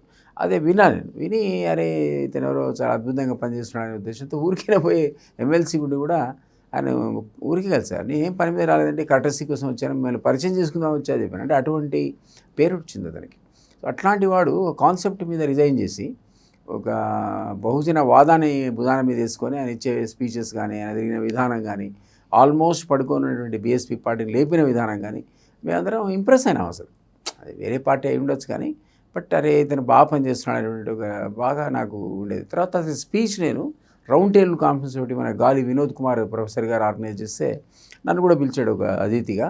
నేను యూనివర్సిటీలో తెలంగాణ ఉద్యమ కాలంలో విన్నా అతనిది. అరే చాలా అద్భుతమైన స్పీకర్ అతను. So I was very much impressed. అతను అంత కమిట్మెంట్ ఉన్నటువంటి వ్యక్తి అని నిజంగా అనుకున్నా. కానీ బీఆర్ఎస్కి పోయినాక నాకు ఆశ్చర్యం అనిపించింది. అది ఈ వాదం ఏమైపోయింది, ఇట్లా అయిపోయాడు ఏంటి పిల్లాడు, ఏమవుతుంది ఒకసారి గెలుస్తావు గెలువు నిలబడానికి కొట్లాడాలి, నీకైతే ఓపిక ఉంది కదా, ఎవరు ఫైటర్ అని నువ్వే చెప్పుకుంటావు కదా, అట్లాంటిది క్రిటిసైజ్ చేస్తే వీడికి ఏం తెలుసు అని నువ్వు మాట్లాడితే ఇట్లా మాట. ఉద్యమకాలంలో కేసీఆర్ కూడా అన్నాడు సార్ నాతో, అన్నాడు ఆయన, ఈ అల్లం బెల్లం పాశంతో తెలంగాణ వస్తుందా అన్నాడు. రాదు, కానీ వాళ్ళు కూడా ఉన్నారు కదా సొసైటీలో. అల్లం అంటే అల్లం నారాయణ. ఆ రోజులో ఆయన మా విమోచన సమితి మీటింగ్కి వచ్చి అల్లం నారాయణ మేము కేసీఆర్ని సరిగ్గా తిట్టట్లేదని మమ్మల్ని తిట్టి రసమై బాలకృష్ణ మా దగ్గర పాటలు పాడాడు. ఆయన కూడా ఏంటి ఇంత అసలు ఏం తిట్టని కూడా తిట్టట్లేదు కేసీఆర్ మీరు. అప్పుడు కేసీఆర్ పడుకున్నాడు ఇంట్లో, మేము బయటకు వచ్చి విమోచన సమితి పెట్టాం. ఉద్యమాల ద్వారానే తెలంగాణ వస్తుంది, ఇట్లా పడుకుంటే రాదు, పొలిటికల్ లాబింగ్తో రాదని మా విధానంతో పెడితే తెలంగాణ విమోచన సమితి ఆవిర్భావ సభకి మా అతిథులు ఎవరంటే హరగోపాలు, అల్లం నారాయణ, రసమై బాలకృష్ణ వీళ్ళు మమ్మల్ని తిట్టారు. వాళ్ళు ఏది మేము సరిగ్గా తిట్టట్లేదని. అట్లాంటి రసమై ఏమన్నాడు, శివలింగం మీద చెప్పు పెట్టి కొడదామంటే తేలులాగా ఉన్నావు నువ్వు, చెప్పుతో కొడదామంటే శివలింగం అయిపోయా కేసీఆర్ని రసమై అని మమ్మల్ని తిట్టి అటు వెళ్ళిపోయి ఎమ్మెల్యేయాడు. ఆయన మళ్ళీ పోయి కలిసిపోయాడు. అదేవిధంగా అల్లం నారాయణ మా దగ్గర ఏమన్నా అంటే, మీరు అసలు ఏంటి కేసీఆర్ని తిట్టకుండా మీరు ఎట్లా పార్టీలో ముందేస్తారు, మేమే కనుక అయితే మేము ఈరోజు గడిని బద్దలు కొట్టాలి కూడా, దొర గడిని బద్దలు కొట్టడానికి సిద్ధంగా ఉన్నాం అన్నాడు. నా దగ్గర మీకు స్పీచ్ పంపిస్తా, మీరు ఆశ్చర్యపోతారు. మా దాంట్లో ఆవిర్భావ సభలో వచ్చి మీరు సరిగ్గా తిట్టట్లేదు, మీరు విధానం కరెక్ట్ ఉండాలి మీది, నేనైతే నా దొర గడిని కూడా బద్దలు కొట్టడానికి సిద్ధంగా ఉన్నా అనేటువంటి అల్లం నారాయణ ఆ దొర గడిలో పోయి గంట కొట్టాడు. పదవి తీసుకోలేదు అక్కడ. పాశం యాదగిరి, పాశం దగ్గర ఆ రోజు తిట్టాడు, ఈ రోజు తిడతాడు, రేపు కూడా తిడతాడు. ఆయన తిట్టే కార్యక్రమం అంటే అల్లము సరెండర్ అయిపోయా, బెల్లం సరెండర్ కావాలి. బెల్లం అంటే బెల్లనాయక్ పాప అప్పుడు పోరాడుతుండే, నాతో పాటు విమోచన సమితి పెట్టాడు, ఇప్పుడు పోరాడుతున్నాడు. నిన్న మీరు చెప్పిన లిస్టులో బెల్లనాయక్ ఉన్నట్టున్నాడు. గిరిజన సంక్షేమ శాఖల ఫైనాన్షియల్ కార్పొరేషన్ కింద బెల్లనాయక్ ఎట్ లాస్ట్ ఇన్నేళ్ల పోరాటం తర్వాత ఫస్ట్ టైం ఒక చైర్మన్గా నేను చూసాను. అల్లం ఎమ్మెల్యే ఎంపీ అడిగాడు, రాలేదు. అల్లం అయిపోయింది, బెల్లం అయిపోయింది, పాశం అయిపోయింది. పాశం అయితే పాపం అప్పుడు పోరాటమే, ఇప్పుడు పోరాటమే, అప్పుడు తిట్లే, ఇప్పుడు తిట్లే. సో అల్లం బెల్లం పాశంతో తెలంగాణ వస్తుందనే వాడు కేసీఆర్. ఈ అల్లం బెల్లం పాశం మాడే మాటలతో తెలంగాణ వస్తుందే అన్నట్టు. తెలంగాణ పొలిటికల్ అట్మాస్ఫియర్ వేరు, ఉద్యమ రూపం వేరు. ఈ మాటలతో ఏ పని కాదనంటే ఇప్పుడు ఈయన కూడా అంటున్నాడు, ఏది ఆర్ఎస్ ప్రవీణ్ మాటలు అట్లే ఉన్నాయి. ఏమనంటే వీళ్ళతో వస్తుందా వాళ్ళతో వస్తా, కార్పొరేట్ ఎవరండి చెప్పడానికి, కార్పొరేట్గా ఆకునూరు ముడి గెలుస్తాడో గెలవడో, ఆకునూరి మురని కానీ మరో వాళ్ళు కానీ నేను నాలాంటి వాడు కానీ ఒక కాన్సెప్ట్ మీద మాట్లాడతాం. విమర్శను ఎందుకు స్వీకరించలేకపోతాం? తీసుకోవాలి. నువ్వు పాలిటిక్స్లో నువ్వు పాలిటిక్స్ లో వచ్చిన తర్వాత అసలు నువ్వు పోవడమే మేము డైజెస్ట్ చేసుకోలేకపోతున్నాం. ఇప్పుడు మాకు సంబంధం లేదు, మా పార్టీ వేరు, ఆయన పార్టీ ఆయన ఇష్టం వచ్చిన పార్టీకి ఆయన పోవచ్చు, ఆయనకు హక్కు ఉంది. అటు క్రిటిసిజం కూడా నువ్వు టాలరేట్ చేయలేకపోతే ఎట్లా? బహుజనవాదాన్ని నెత్తినెత్తుకొని నువ్వు మోస్తావు అనుకుని హీరో అని మేము అనుకుంటే, ఈరోజు కేసీఆర్ దగ్గర పోయి సరెండర్ అయ్యి దొర దగ్గర సరెండర్ అయితే మేము జీరో అవుతామని అనుకుంటాం కదా. BJP alliance, BSP BRS alliance లేకోకుండా చేసే ఒక ప్రయత్నం చేస్తేనే ఆ ప్రయత్నాన్ని నేను తీసుకోలేక బీఆర్ఎస్ జాయిన్ అవుతున్నాను అంటే మాయావతిని అంత పెద్ద ఇన్ఫ్లుయెన్స్ చేస్తుంది నా బీజేపీ. అంటే అంత పెద్ద ఇన్ఫ్లుయెన్స్ కావాలి లోనే ఈయనకి ఇక్కడ ఈ స్టేట్ పార్టీలో ఈయనకు సీట్ రాకుండా చేసిందట. ఏమో మాట్లాడతారు ఎట్లా అని. మాయావతికి ఒక కాన్సెప్ట్ ఉంది, దేశవ్యాప్తంగా ఎక్కడ పొత్తులు పెట్టుకోదు, ఎప్పుడు పెట్టుకోలేదు. మన దగ్గర చాలామంది బీఎస్పీ సీట్లు తెచ్చుకొని గెలిచిన వాళ్ళు లేరా? మరి నువ్వు ఎందుకో గెలవలేదు? అధ్యక్షుడు గెలవలేదు కదా, ఉత్తర లాస్ట్ మినిట్లో సీట్ తెచ్చుకొని ఇందిరాకరణ్ రెడ్డి గెలవలేదా? ఒకప్పుడు డీకేరణ గెలవలేదా? డీకేరణ అదే పోయి తెచ్చుకుంది ఫామ్, గెలిచింది. మరి కోనప్ప గెలవలేదా బీఎస్పీ సింబల్తో? మరి నువ్వైతే పార్టీ పెట్టి అన్నిళ్ళు తిప్పుతావు కదా, పెద్ద ఫోర్స్గా తిరుగుతావు కదా, నువ్వు ఎందుకు గెలవదు ఒక్క సీటు? వాళ్ళైతే కనీసం లాస్ట్ మినిట్లో బీ ఫామ్ తెచ్చుకొని గెలుచుకున్నారు. నేను చెప్పిన 3 పేర్లు, నీకు అది కూడా చేత కాదు కదా మరి. సో అది ఆమెను బ్లేమ్ చేస్తే ఎలా బాగుంటుంది? నేను నా పార్టీ కదా, నా అధ్యక్షుడు కాదు ఆమె. ఇవన్నీ ఫ్రస్ట్రేషన్లో జస్టిఫై చేసుకోవడానికి నువ్వు చేసే చర్య తప్పని నీకు కూడా తెలుసు. నువ్వు ఆత్మవంచన చేసుకుంటావు, నీకు తెలుసు ఇది తప్పని. అది నీకున్నటువంటి ఫాలోయింగ్, నీ సహచరులను లేదా నీ అభిమానులను కూడా ఏం చెప్పాలో అర్థం కాని పరిస్థితుల్లో ఫ్రస్ట్రేషన్ గురువే నువ్వు ఆకుని మురళిని ఇంకోళ్ళని తిడుతున్నావు తప్ప అది నీకు వర్తిస్తాయి, వీళ్ళకి కాదు పాపం. వాడు ఆకుమిప్పుడు ఇప్పటికి కూడా రాజీనామా చేస్తే తిక్కపుట్టి రాజీనామా చేశాడు, బయట వాలంటీర్ ఆర్గనైజేషన్ నడుపుకుంటూ తిరుగుతున్నాడు ఆయన. నేనైతే ఆయన్ని కూడా లైక్ చేస్తా, ఓపెన్గా మాట్లాడతాడు ఆయన. అంత అంటే మీరు చెప్పేటువంటి ఒక వర్గం నుంచి పై మామూలు ప్రయాణం కాదు కదా అది. ఎక్కడికి వచ్చాడు ఆయన. అట్లాంటి వాడు మరి ఉద్యమాన్ని తృణప్రాయంగా వదిలిపెట్టి సమాజం గురించి మాట్లాడారు. రేవంత్ రెడ్డి గారు మన ఇటీవల సందర్భంగా మాట్లాడుతూ ఆర్ఎస్ ప్రవీణ్ కుమార్ గారి గురించి, నేను వారికి టీఎస్పీసీ అంటే తెలంగాణ చైర్మన్, అది నిజమే అన్నాడు. స్టేట్ ఏదో పబ్లిక్ సర్వీస్ కమిషన్ ఏదైతే ఉందో వారికి చైర్మన్ కూడా బాధ్యతలు ఇచ్చాలని వారికి మాట్లాడడం జరిగింది. వారు నాకు అంతకంటే బాధ్యతలు ఉన్నాయని చెప్పేసి, అంటే బీఆర్ఎస్లోకి వెళ్ళే బాధ్యతలు ఉన్నాయని చెప్పేసి అనుకున్నారా? I don't know, but definitely ఆయన చైర్మన్ బాధ్యతలు ముందు అప్పే చెప్తానే మాట వాస్తవమే. నేనడం ఏంటి, ఆర్ఎస్ఏ నిన్న కన్ఫర్మ్ చేశాడు, నాకు ఇచ్చిన మాట వాస్తవమే, నేను రిఫ్యూజ్ కూడా చేశాను. ఏం అంతకంటే పెద్ద బాధ్యతలు ఏం తీసుకుంటాడో మరి. బీఆర్ఎస్ అంతకంటే పెద్ద బాధ్యత ఇవ్వాలంటే ఆయన ఇట్లా చేరంగానే ప్రధాన కార్యదర్శిగా ప్రకటించాలి, లేదా వర్కింగ్ ప్రెసిడెంట్ ప్రకటించాలి, కొడుకుని తీసేసి. మరి ఏం చెప్పలేదే, అతి త్వరలో ప్రకటిస్తారట ఆయన ప్రధాన కార్యదర్శి. కేసీఆర్ కూర్చున్న దగ్గర ఇంకా అతి త్వరలో ఏంటి అసలు? అంటే ఇప్పుడు కొత్తగా వర్కింగ్ ప్రెసిడెంట్ కాన్సెంట్ లేని పని ఇవ్వట్లేదేమో మరి. ఆయన పాపం ఢిల్లీలో ఉన్నాడు కదా, ఆశ్చర్యం అనేది. అప్పటికప్పుడు ఈయన మా ప్రధాన కార్యదర్శిని నియమిస్తున్నా అని కేసీఆర్ ప్రకటన చేయాలి కదా. అదే రాకపోయా నీకు, ఇంకేం వస్తుంది రేపొద్దున? సార్ మీరు సుదీర్ఘకాలం మీరు కూడా ఒక పార్టీ అధ్యక్షుడిగా ముందుకెళ్ళారు. సరే, ఎందుకని చెప్పేసి బ్యూరోక్రాట్స్ కానీ సామాజిక స్పృహ కలిగినటువంటి సామాజికవేత్తలు కానీ పార్టీ పెడితే ఆ పార్టీని నిలదొక్కుకోలేకపోతా ఉన్నాయి. వాళ్ళు అంటే couple of years or couple of months close చేసేసుకొని మరో జాతీయ పార్టీలోకి, రాష్ట్రంలో బలంగా ఉన్నటువంటి మరో ప్రాంతీయ పార్టీలోకి వెళ్తున్నారు. ఈజీ చెప్తున్నారు కానీ ఆ మనోవేదన చాలా చూసి కాదు. 2 years ఒక పార్టీ నడపడం అది మామూలు విషయం కాదు, మీకు తెలుసు. అది ఇంట్లో చేయాలంటేనే అంతే కదా. ఇప్పుడు మన దగ్గర బీసీ వర్గానికి చెందినటువంటి ఆలయ నరేంద్ర ఒక పార్టీ పెట్టాడు, దుకాణం మూసేశాడు పాపం నడపలేక, మెర్జ్ చేశాడు. మీకు విజయశాంతి మన దగ్గర ఒక పార్టీ సపరేట్ పెట్టి నడపలేక క్లోజ్ చేసింది. దేవేంద్ర గౌడ్ లాంటి వాడు, ఆయన ఒక పార్టీ పెట్టి 6 నెలల లోపల దాన్ని మూసాడు. నేను 2 years నడిపా. ఇంకా వాళ్ళని 6 నెలలు నడిపితే నేను 2 years నడిపా అతి కష్టం మీద. కానీ నడవట్లేదు, ఎందుకంటే అంత ఈజీగా ఈ పొలిటికల్ పార్టీస్, అంటే తెలంగాణ రాష్ట్ర సమితి కూడా చాలా కష్టమైన నిర్మాణం చేశాడు ఆయన, అంత ఈజీ ఏం కాదు. కానీ ఒక వాదం ఉండింది, అంతర్లీనంగా తెలంగాణ ఆకాంక్ష ప్రజల్లో ఉంది కాబట్టి మెల్లమెల్లగా దానికి యాక్సెప్టెన్స్ వచ్చింది. అవుట్ ఆఫ్ దాని ఏమంటారు కంపల్షన్ కూడా ఇతర పార్టీలో ఉన్నవాడు తెలంగాణ రావాల్సిన పరిస్థితి వచ్చింది, అక్కడ అనాల్సిన పరిస్థితి. లేకపోతే ఎమ్మెల్యేలు, ఎంపీలు, మంత్రులు ఊళ్ళలో తిరిగే పరిస్థితి కూడా లేకుండా ఆ రోజుల్లో. అట్లా ఆ సపోర్ట్ వల్ల నిర్మాణం అనేది ఆయన అనుకున్న పద్ధతిలో ఆయన ఒక మంచి అంశాన్ని పట్టుకున్నాడు కాబట్టి కేసీఆర్ సక్సెస్ అయ్యాడు. కానీ మిగిలిన వాళ్ళు ఎవరు సక్సెస్ అయ్యారు చెప్పండి?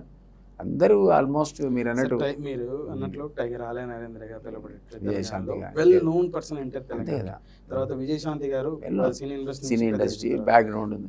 మీరు తర్వాత జిటా బాలకృష్ణారెడ్డి గారు, తర్వాత ఇట్లా చెప్పుకుంటూ పోతే ఒక 10 పైచిలకు మంది ట్రై చేసాం. దేవేంద్ర గౌడ్ అనేటువంటి వ్యక్తి స్టాల్ తెలంగాణ రాష్ట్రానికి పవర్ఫుల్ మ్యాన్, డబ్బులు కూడా ఉన్నాయి. ఒక బీసీ సామాజిక వర్గానికి సంబంధించిన మాజీ మంత్రి, మాజీ మంత్రి, చాలా పొలిటికల్ నాలెడ్జ్. జయప్రకాష్ నారాయణ తను సస్టైన్ కావాలి. జయప్రకాష్ నారాయణ ఇలాంటి బ్యూరోక్రాట్స్, మీకు జయప్రకాష్ నారాయణ కూడా పాపం కాన్సెప్ట్ మీద ఎంతకాలం పోరాడాడు. ఇప్పుడు మళ్ళీ ఆంధ్రప్రదేశ్ లో జేడి లక్ష్మీనారాయణ, జయప్రకాష్ నారాయణ, అక్కడ జేడి లక్ష్మీనారాయణ, విజయ్ కుమార్ అని మాజీ ఐఏఎస్ వారు కూడా ప్రయత్నం చేస్తాను. సార్ మీరు ఎక్కడ విఫలమవుతా ఉన్నారు? మిమ్మల్ని ఎందుకు పీపుల్ ఓన్ చేసుకోవట్లేదంటే? నేను అదే చెప్తున్నా, ఈజీ కాదంటున్నా నేను. ఆ వాదం ఉండాలి, కమ్యూనిటీ బలం ఉండాలి. ఎక్స్పీరియన్స్ ఉంది కదా, ఎక్కడ విఫలమవుతున్నారు ఎందుకు పీపుల్ అని చెప్పేసి అంటే యాక్సెప్ట్ చేయరు అంత ఈజీగా ప్రజలు. ఈ నేషనల్ పార్టీస్ని యాక్సెప్ట్ చేసినట్టుగా ఈ చిన్న చితక పార్టీని యాక్సెప్ట్ చేయరు. రీజనల్ పార్టీ కూడా అంత ఈజీగా యాక్సెప్ట్ చేయరు. కొన్ని సందర్భాల్లో చేస్తారు. ఇప్పుడు డిఎంకే ఉంది ఒక వాదం, డిఎంకే లేచింది, తర్వాత ఏఐడిఎంకే ఇంకో వాదం, దానికి ప్రతిగా అదొకటి యాక్సెప్ట్ చేస్తారు అక్కడ ప్రజలు. కొన్ని సందర్భాల లోపల సక్సెస్ అయ్యారు. ఇక నిలబడితే గట్టిగా నిలబడి కొలాప్స్. ఇప్పుడు ఏఎండిఎంకే ఎంజీ రామచంద్ర తర్వాత ఆమె కాపాడుకోగలిగింది కొన్ని రోజులు, జయలలిత. ఆమె పోయిన తర్వాత కొలాప్స్ అయింది, అది రాలేదు. ఓన్లీ డిఎంకే అదొక దాని మీద నిలబడే ఒక స్టాండ్ ఉంది వాళ్ళకు. అదే పద్ధతిలో మీకు మమతా బెనర్జీ ఒక పోరాటమే చేసింది, పెద్ద పోరాటం. ఇక్కడ మీ అందరం ఫెయిల్ అయ్యాం కానీ ఆమె సక్సెస్ అయింది. అక్కడ ఆయన కమ్యూనిస్టుల కంచుకోవడం బదులు కొట్టి ఎస్టాబ్లిష్ అయ్యి ఆమె ఇప్పుడు మళ్ళీ పోరాడుతుంది. ఎన్నడూ ఊహించిన విధంగా బీజేపీకి సీట్లు వస్తున్నాయి అక్కడ. మరి ఆమె కోట్లు కూడా కొంతకాల బీటల్లో వారిన సందర్భం చూసాం. బట్ ఆమె సక్సెస్. అది కొన్ని సందర్భాల్లోనే ఆ రీజనల్ పార్టీస్లో కొందరు లీడర్స్ని ప్రజలు యాక్సెప్ట్ చేస్తారు తప్ప పార్టీ పెట్టిన ప్రతి ఒక్కటి మీరు అన్నీ మర్చిపోతున్నారు. ప్రొఫెసర్ కోదండరామ్ లాంటి వాడు ఎవరైతే తెలంగాణ ఉద్యమాన్ని మన దొరవారు వదిలేసి ఫామ్ హౌస్లో పడుకుంటే దాన్ని సకల జిల్లా పోరాటం వైపు తీసుకెళ్ళాడు ఆయన. అట్లాంటి కోదండరామ్ని టీజేఎస్ పార్టీ పెడితే 8 మంది సీట్లు 8, ఆ 8లో హయ్యెస్ట్ ఓట్లు నా కొడుకు వచ్చాయి, మిగిలిన ఎవరికి రాదు.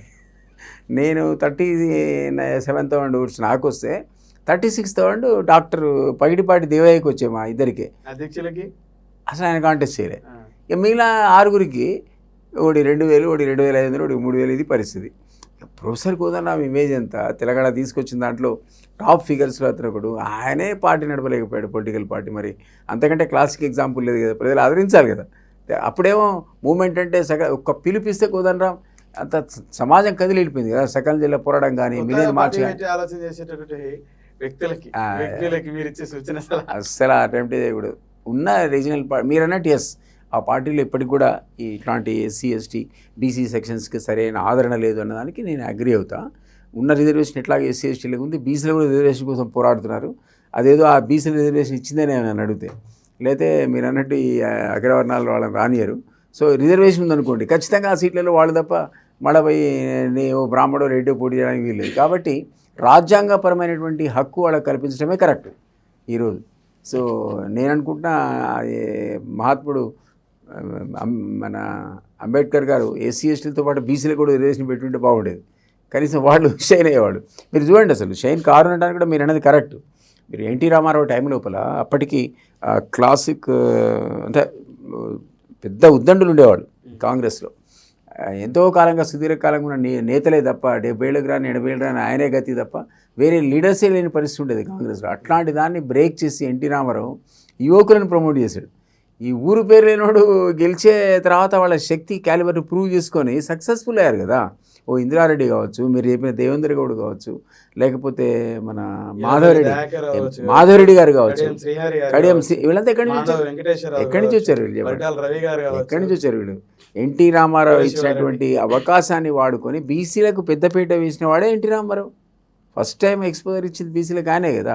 ఆంధ్ర ప్రాంతంలో కూడా ప్రామినెంట్ లీడర్స్, తెలంగాణ ప్రాంతంలో కొంతమంది ప్రామినెంట్ లీడర్స్ ఒక్కసారిగా ఎక్స్పోజర్ వచ్చి సక్సెస్ఫుల్గా మంత్రులు కూడా సక్సెస్ అయినటువంటి వాళ్ళు మనం చూసాం.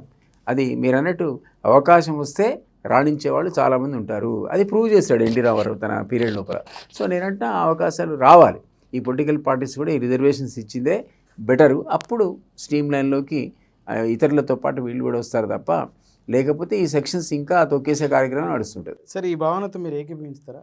బీసీలు కానీ, దళితులు కానీ, గిరిజనులు కానీ వీళ్ళు రిజర్వేషన్స్ కోసం ఆరాటపడుతున్నారు. రాజ్యాధికారం కోసం రెడ్లు కానీ, కమ్మలు కానీ, వెలవలు కానీ ఆరాటపడుతున్నారు. ఆ అధికారం చేత వాళ్ళ దగ్గర పెద్ద ఎత్తున ధనం కేంద్రీకృతం అవుతుంది. ఈ ధనం ఉండడం కారణం చేత పవర్ని డైరెక్ట్గానే తీసుకోగలుగుతా ఉన్నారు. వారు పవర్లో లేకపోయినా పవర్ని ఇన్ఫ్లుయెన్స్ చేయగలుగుతూ ఉన్నారు. వీళ్ళు రిజర్వేషన్ కాదు కావాల్సింది పవర్ని తీసుకునే ప్రయత్నం చేసే వాళ్ళది ఏదైతే కులం ఉందో, ఆ సంఘం ఉందో బలపడుతుంది ఆర్థికంగా.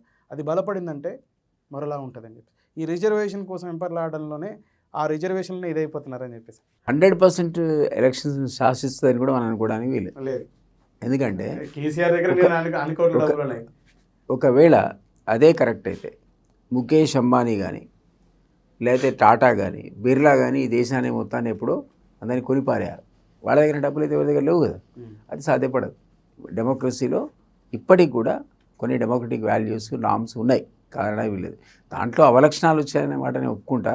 మీరన్న వాళ్ళు డబ్బులు వాడి ఓటర్లను ఇన్ఫ్లుయెన్స్ చేస్తే చేసి ఉండొచ్చు, కానీ కేవలం డబ్బును వాడే ఈరోజు టోటల్గా పవర్ తీసుకోగలుగుతాడు అనేది సాధ్యపడే విషయం కాదు. కేసీఆరే కరీంనగర్లో బై ఎలక్షన్ నిలబడితే కాంగ్రెస్ ఆ రోజుల్లో మా కాంగ్రెస్ రాజశేఖర రెడ్డి లాంటి వాడు ఒక 200 కోట్లు ఖర్చు పెట్టి ఆయన తొక్కేద్దామని చూసాడు. ఒక రూమర్, వాస్తవం నాకు తెలియదు. బట్ డబ్బులు అయితే ఖర్చు పెట్టారు. కానీ ప్రజలు డబ్బులు తీసుకొని ఓటు కేసీఆర్ గెలిపించారు కేసీఆర్. మీ మిత్రుడు మందుల సామెత జోలో 100 రూపాయలు ఉండదు 1000 కోట్ల ఆచిపరుడు అని చెప్పేసి గాదర్ కిషోర్ అవును కదా. మన కళ్ళెదురుగా అయితే ఎగ్జాంపుల్గానే ఉంటుంది కదా. కళ్ళెదురుగా అసలు మునుగోడు ఎలక్షన్స్లో దాదాపు 1000 కోట్లు ఖర్చు అయినాయి.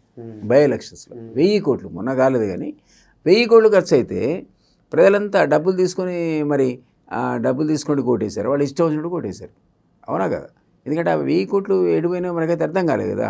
డబ్బులు ఇన్ఫ్లుయెన్స్ ఉంది. ఓ గ్రామంలో జనం అంతా కూర్చున్నారు. ఏంటంటే పక్క రోడ్డుకి అన్ని డబ్బులు వచ్చి మాకు రాలేదు అందుకే మేము పోలే అన్నారు. ఈ లోపల డబ్బులు వచ్చినట్టే 3 ఓటేశారు. సో కొన్ని సందర్భాల్లో ఇన్ఫ్లుయెన్స్ అవుతారు, కానీ అన్ని సందర్భాల్లో ఆ ఇన్ఫ్లుయెన్స్ నడవదు అంటాను నేను. సో అట్లా ఉంటే అధికారంలో వేల లక్షల కోట్ల కేసీఆర్ మళ్ళీ అధికారంలోకి రాలే కదండి. స్వయంగా తానే ఓడిపోయాడు, కామారెడ్డిలో తనే ఓడిపోయా, సిట్టింగ్ ముఖ్యమంత్రి కాబోయే ముఖ్యమంత్రి ఇద్దరు ఓడిపోయారు కదా. పెద్దగా నియోజకవర్గానికి పరిచయం లేనటువంటి వ్యక్తి చేతిలో ఓడిపోయారు. మరి ఎవరు గెలిచారు? ఆయన అయితే మరి సోషల్ వర్క్లో ఫేమస్ అట, నాకు కూడా తెలియదు, పరిచయం లేడు రెడ్డి గారు, వెంకటమారెడ్డి అట. సొంత డబ్బులతో రకరకాల వెల్ఫేర్ స్కీమ్స్ ఆల్రెడీ ఇంప్లిమెంట్ చేసి పాపులర్ మ్యాన్ అట అక్కడ కాన్స్టిట్యున్సీలో. మీరు అన్నట్టు కాబోయే ముఖ్యమంత్రిని కూడా కొట్టాడు, అసలు ఉన్న ముఖ్యమంత్రిని కూడా కొట్టాడు. సో డబ్బులే అల్టిమేట్ కాదు, ప్రజాస్వామ్యంలో రకరకాల ఫ్యాక్టర్స్ పనిచేస్తాయి. బట్ సోషల్ ఈవిల్స్ ఉన్నాయని ఒప్పుకుంటాం. ఈ రుగ్మతలను మనం దాన్ని దూరం పెట్టాల్సిన అవసరం ఉంది, సంస్కరణలు అవసరం ఉంది. నన్ను అడిగితే బీసీ రిజర్వేషన్ కూడా అవసరమే ఉన్నది ఈ దేశానికి.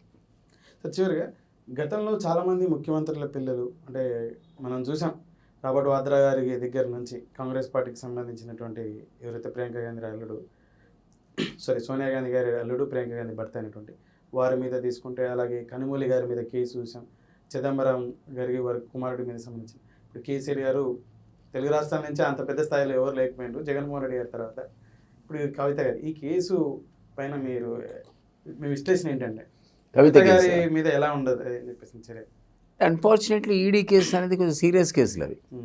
ఇప్పుడు మామూలుగా ఇప్పుడు అంటే కోర్ట్స్ పేరు మార్చారు, సిఆర్పిసి కానీ ఐపీసీ కానీ కేసులు ఏమైనా పెడితే మిమ్మల్ని నన్ను అక్యూజ్డ్ అంటే బర్డన్ ఆఫ్ ప్రూఫ్ అన్నది ప్రాసిక్యూషన్ మీద ఉంటుంది. అంటే ఈ కేసు పెట్టే ప్రభుత్వం నిరూపించాలి మీరు అక్యూజ్డ్ అని. అప్పటిదాకా మేజిస్ట్రేటు దృష్టిలో మీరు నిర్దోషే, వీళ్ళు వచ్చి సాక్ష్యాలు ఇవి అని చెప్పి మీరు దోషిగా నిరూపించేంత వరకు ఈ కోర్టు అయిపోయినాక నెక్స్ట్ కోర్టు ఆఖరి సుప్రీంకోర్టు దాకా పోవచ్చు మీరు నేను నిర్దోషిని చెప్పుకోవడానికి. ఈడీ కేసులు అట్లా కావు. ఈడీ ఈరోజు మీరు దోషి అంటే మీరు దోషే, బర్డన్ ఆఫ్ ప్రూఫ్ మీ మీద ఉంటుంది. నేను దోషిని కాదని నిరూపించుకునేది గవర్నమెంట్, ప్రాసిక్యూషన్ కాదు. ఇప్పుడు మీరు నిరూపించుకోవాలి నేను దోషిని కాదని. అది డిఫరెన్స్, బేసిక్ డిఫరెన్స్ రెండింటికి. తర్వాత ఆ 2 సెక్షన్స్ లోపల ఆడవాళ్ళని సాయంత్రం అరెస్ట్ చేయకూడదని, లాకప్ రూమ్ లేనప్పుడు మీరు వాళ్ళని కస్టడీలో పెట్టకూడదని, ఇవన్నీ రకరకాల ఫెసిలిటీస్ ఉన్నాయి వాళ్ళకు. ఇందులో లేవు, ఈడీ కేసులో లేవు. అందుకని ఆమెను సాయంత్రం అరెస్ట్ చేసి పట్టుకుపోయి వాళ్ళ ఆఫీస్లో పెట్టుకున్నారు. వాళ్ళకి ఆ ప్రొవిజనే లేదు అసలు. రాత్రిపూట పెట్టకూడదని మహిళా పోలీసులే అరెస్ట్ చేయాలి, కానీ ఇట్లా నిబంధనలు లేవు. ఈడీ అనేది ఆల్టుగెదర్ డిఫరెంట్ కేసు. అది మనీ లాండరింగ్ కేసు అనేది very strict, altogether different from other sections of criminal procedure code. So దాంతో ఉన్న ప్రాబ్లం ఏంటంటే బెయిల్ రాదు మీకు అసలు. సిసోడియా అనేవాడు ఇప్పటికీ 1.5 year అయింది బెయిల్ అనుకుంటే వేయటం, అది కొట్టేయటం. ఈమె కూడా ఒక 3 నెలల దాకా బెయిల్ వస్తుందని నేను అనుకో. అంత సీరియస్ కేసు. ఆమె ఎందుకు ఆ తల్లి అందులో ఇన్వాల్వ్ అయిందో నాకు తెలియదు. బట్ ఈడీ చెప్పిందే 13 సాక్ష్యాలు ఉన్నాయి ఇప్పుడు ఆమె మీద. సో అందులో ముందేమో విట్నెస్ కింద విచారించాలని చెప్పింది ఈడీ.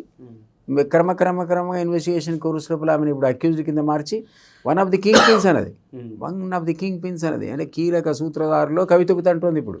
అట్లాంటప్పుడు ఆ కేసు చాలా సీరియస్. అది ఆమె దాన్ని చాలా అన్నెసరిగా ఇరుక్కుంది. నేను బెయిల్ దొరకడం కూడా 3 నెలల దాకా సాధ్యపడుతుందని అయితే అనుకోను. ఇది అన్ఫార్చునేట్ అండి. దీనివల్ల బీజేపీకి ఎక్కువ లబ్ధి అంటారా, బీఆర్ఎస్కి ఎక్కువ లబ్ధి అంటారా? బీఆర్ఎస్ దాన్ని ఎన్కాష్ చేసుకునే పరిస్థితులు లేదండి. చాలా ప్రజల్లో సింపతి లేదు. ఎందుకో పోయింది. ఇప్పుడు ఆమెది అరెస్టు కాదనే చర్చ వెళ్ళి ఆఖరికి ఎంత పలసబడిపోయిందంటే అది అరెస్ట్ అయినా కూడా పరుచుకునే పరిస్థితి లేదు. మరి వెళ్ళు అలాగా రోడ్ల మీదకి జనం వచ్చి ఏమైనా ధర్నాలు చేశారా, బస్సులు కాల పెట్టారా? ఏముంది అసలు? ఏమి కాలేదు. రియాక్షన్ లేదు అసలు. విచిత్రంగా రియాక్షనే లేకుండా పోయింది. ఎందుకంటే అంతకాలం నానిపోయింది అందులో. ప్రజలు నిజంగానే మొదటి రోజు అరెస్ట్ చేసి ఉంటే పెద్ద వెలుగు వచ్చేదేమో, కానీ ఆమె ఆశించిన ఫలితం అంటే పార్టీ బీఆర్ఎస్ ఎక్స్పెక్ట్ చేసినట్టు నిరసన కూడా ఎక్కడ కనపడట్లేదు. సో ఇది దానికే వదిలేశారు. ఆ కేసు యొక్క దాని ఏమంటారు స్ట్రెంత్ మీదనే ఆ పార్టీ కూడా వదిలేసిన పరిస్థితి కనపడుతుంది. ఏదో బంధువులంతా పోయి అన్నదమ్ములు హరీష్ వీళ్ళంతా పోయి ఢిల్లీలో కూర్చొని అడ్వకేట్స్ కూర్చొని ఏదో మానిటర్ చేస్తున్నారు తప్ప వాళ్ళ చేతిలో ఉన్నటువంటి కేసు ఇది కాదు. సో దాని ఇన్ఫ్లుయెన్స్ అనేది, దాని యొక్క ఇంపాక్ట్ అనేది బీఆర్ఎస్ పార్టీకి పొలిటికల్గా ఉంటుందని, ప్రయోజనం ఉంటుందని నేను అనుకోను. బట్ బీజేపీకి మాత్రం చిన్న మైలేజ్ అయితే వచ్చింది. మాలాంటి వాళ్ళందరం కూడా ఇద్దరు ఒకటే కుమ్ముక్ అయిపోయారు, అరెస్ట్ కూడా చేయలేదు అనేది ఇప్పుడు దాన్ని మాట్లాడడానికి వీలు లేకుండా అరెస్ట్ చేసి చూపించారు. ప్రజల్లోకి అన్యాయం పెద్దగా తీసుకెళ్తారు కదా, వాళ్ళు తీసుకెళ్తారు. 10 స్థానాల్లో ఈసారి మేము బీజేపీకి తెలంగాణ గెలుస్తామని చెప్పేసి అంటా ఉన్నారు. సాధ్యపడకపోవచ్చు. మొన్ననే 3 నెలల కిందనే కాంగ్రెస్ కోటేశారు కాబట్టి పెద్దగా మా మీద నెగిటివ్ అప్పుడే లేదు. లాస్ట్ ఎలక్షన్స్లో ఉండేది అప్పుడు 2018 ఎలక్షన్స్ వచ్చిన వెంటనే మళ్ళీ 19 ఎలక్షన్స్ వస్తే జరిగింది 4 స్థానాలు ఒక్క ఎమ్మెల్యే గెలిచి కూడా వాళ్ళు 4 స్థానాలు అప్పుడు తెచ్చుకోగలిగారు. ఇప్పుడు కూడా అసలు 4లో 2 ఓడిపోతారు, 2 వస్తారు అనుకున్నాను నేను. అంచనా, రఫ్ అంచనా, ఒక అనలిస్ట్గా. అట్లాంటిది ఇప్పుడు ఆ 4 గెలవంగా ఇంకో 2 అదనంగా వచ్చే పరిస్థితి వచ్చింది. ఈటల రాజేందర్ కానీ లేకపోతే చేవెళ్ళలో ఉన్నటువంటి మన రెడ్డి గారు కానీ వీళ్ళిద్దరు గెలిచే ఆస్కారం కనపడుతుంది. అంటే ఒక 6 సీట్లు అయితే మీరు ఖచ్చితంగా వాళ్ళకి వస్తాయని అనొచ్చు. మాకు ఒక 9 సీట్లు వస్తాయి. 9, 6, 15 పోతే ఒక్కటి కేసీఆర్ నిలబడతాడేమో, ఆయనకు వదిలేద్దామనే ఆలోచన నాది. సో 16 అయిపోతే ఒకటి గెలుస్తారంట సార్ అనుకుంటున్నాను. మేబీ ఒక్కటి తప్ప సంజయ్ గారు మళ్ళీ గెలుస్తారంటారా అనుకుంటున్నాం.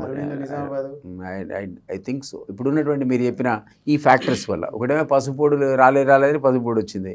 ఇప్పుడు కవిత అరెస్ట్ కాలేదంటే కవిత అరెస్ట్ అయింది. సో ఇట్లా కొన్ని factors. Sitting MP BRS BB Patil Zaheerabad BJP నుంచి కంటెస్ట్ చేస్తా ఉన్నాడు. జహీరాబాద్ ఎట్లా ఉంటుంది సార్ మీ కాంగ్రెస్కి బీజేపీ? అది మిగిలిన టఫేనండి, చెప్పలేం.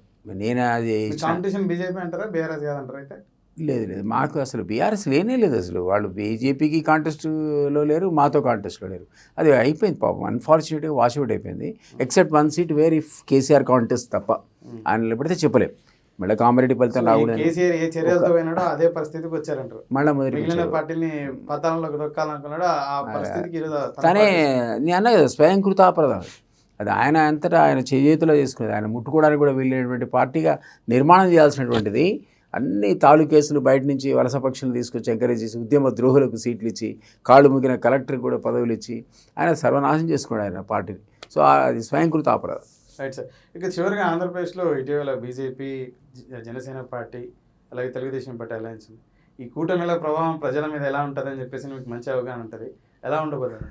పవర్ఫుల్ కాంబినేషనే మరి. అది మామూలుగా ఏం కాదు కదా. ఇప్పుడు కాస్త 1%, 2% ఉన్నా ఏదున్నా పెద్ద తేడాతో అన్ని సీట్లు ఏం పోలే కదా టీడీపీ కానీ అక్కడ.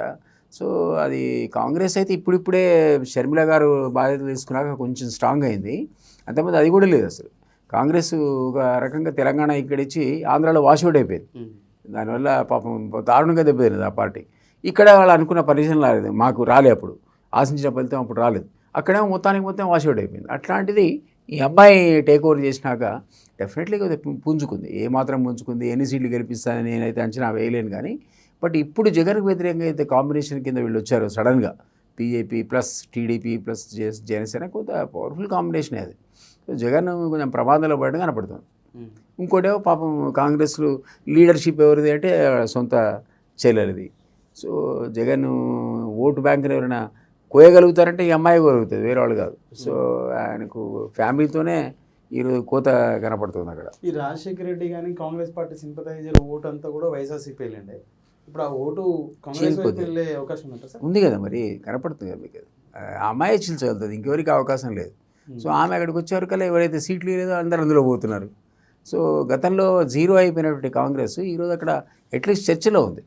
అది ఎంతవరకు ఉంది, ఎన్ని సీట్లు తెస్తుంది ఇక అతి త్వరలో మనం తెలుసుకోవాలి 2 monthsలో. కానీ ఇప్పుడు మాత్రం ఆమెకు శక్తి కింద డెఫినెట్లీ ఎమర్జ్ అయింది. మీ ముఖ్యమంత్రి గారు వెళ్ళి కూడా భరోసా ఇచ్చి రావడం జరిగింది మొన్న. సహజంగా మరి మా పార్టీ కదా, కాబట్టి ఆ మాత్రం ఉంటుంది కదా. Right sir, thank you. Thank you.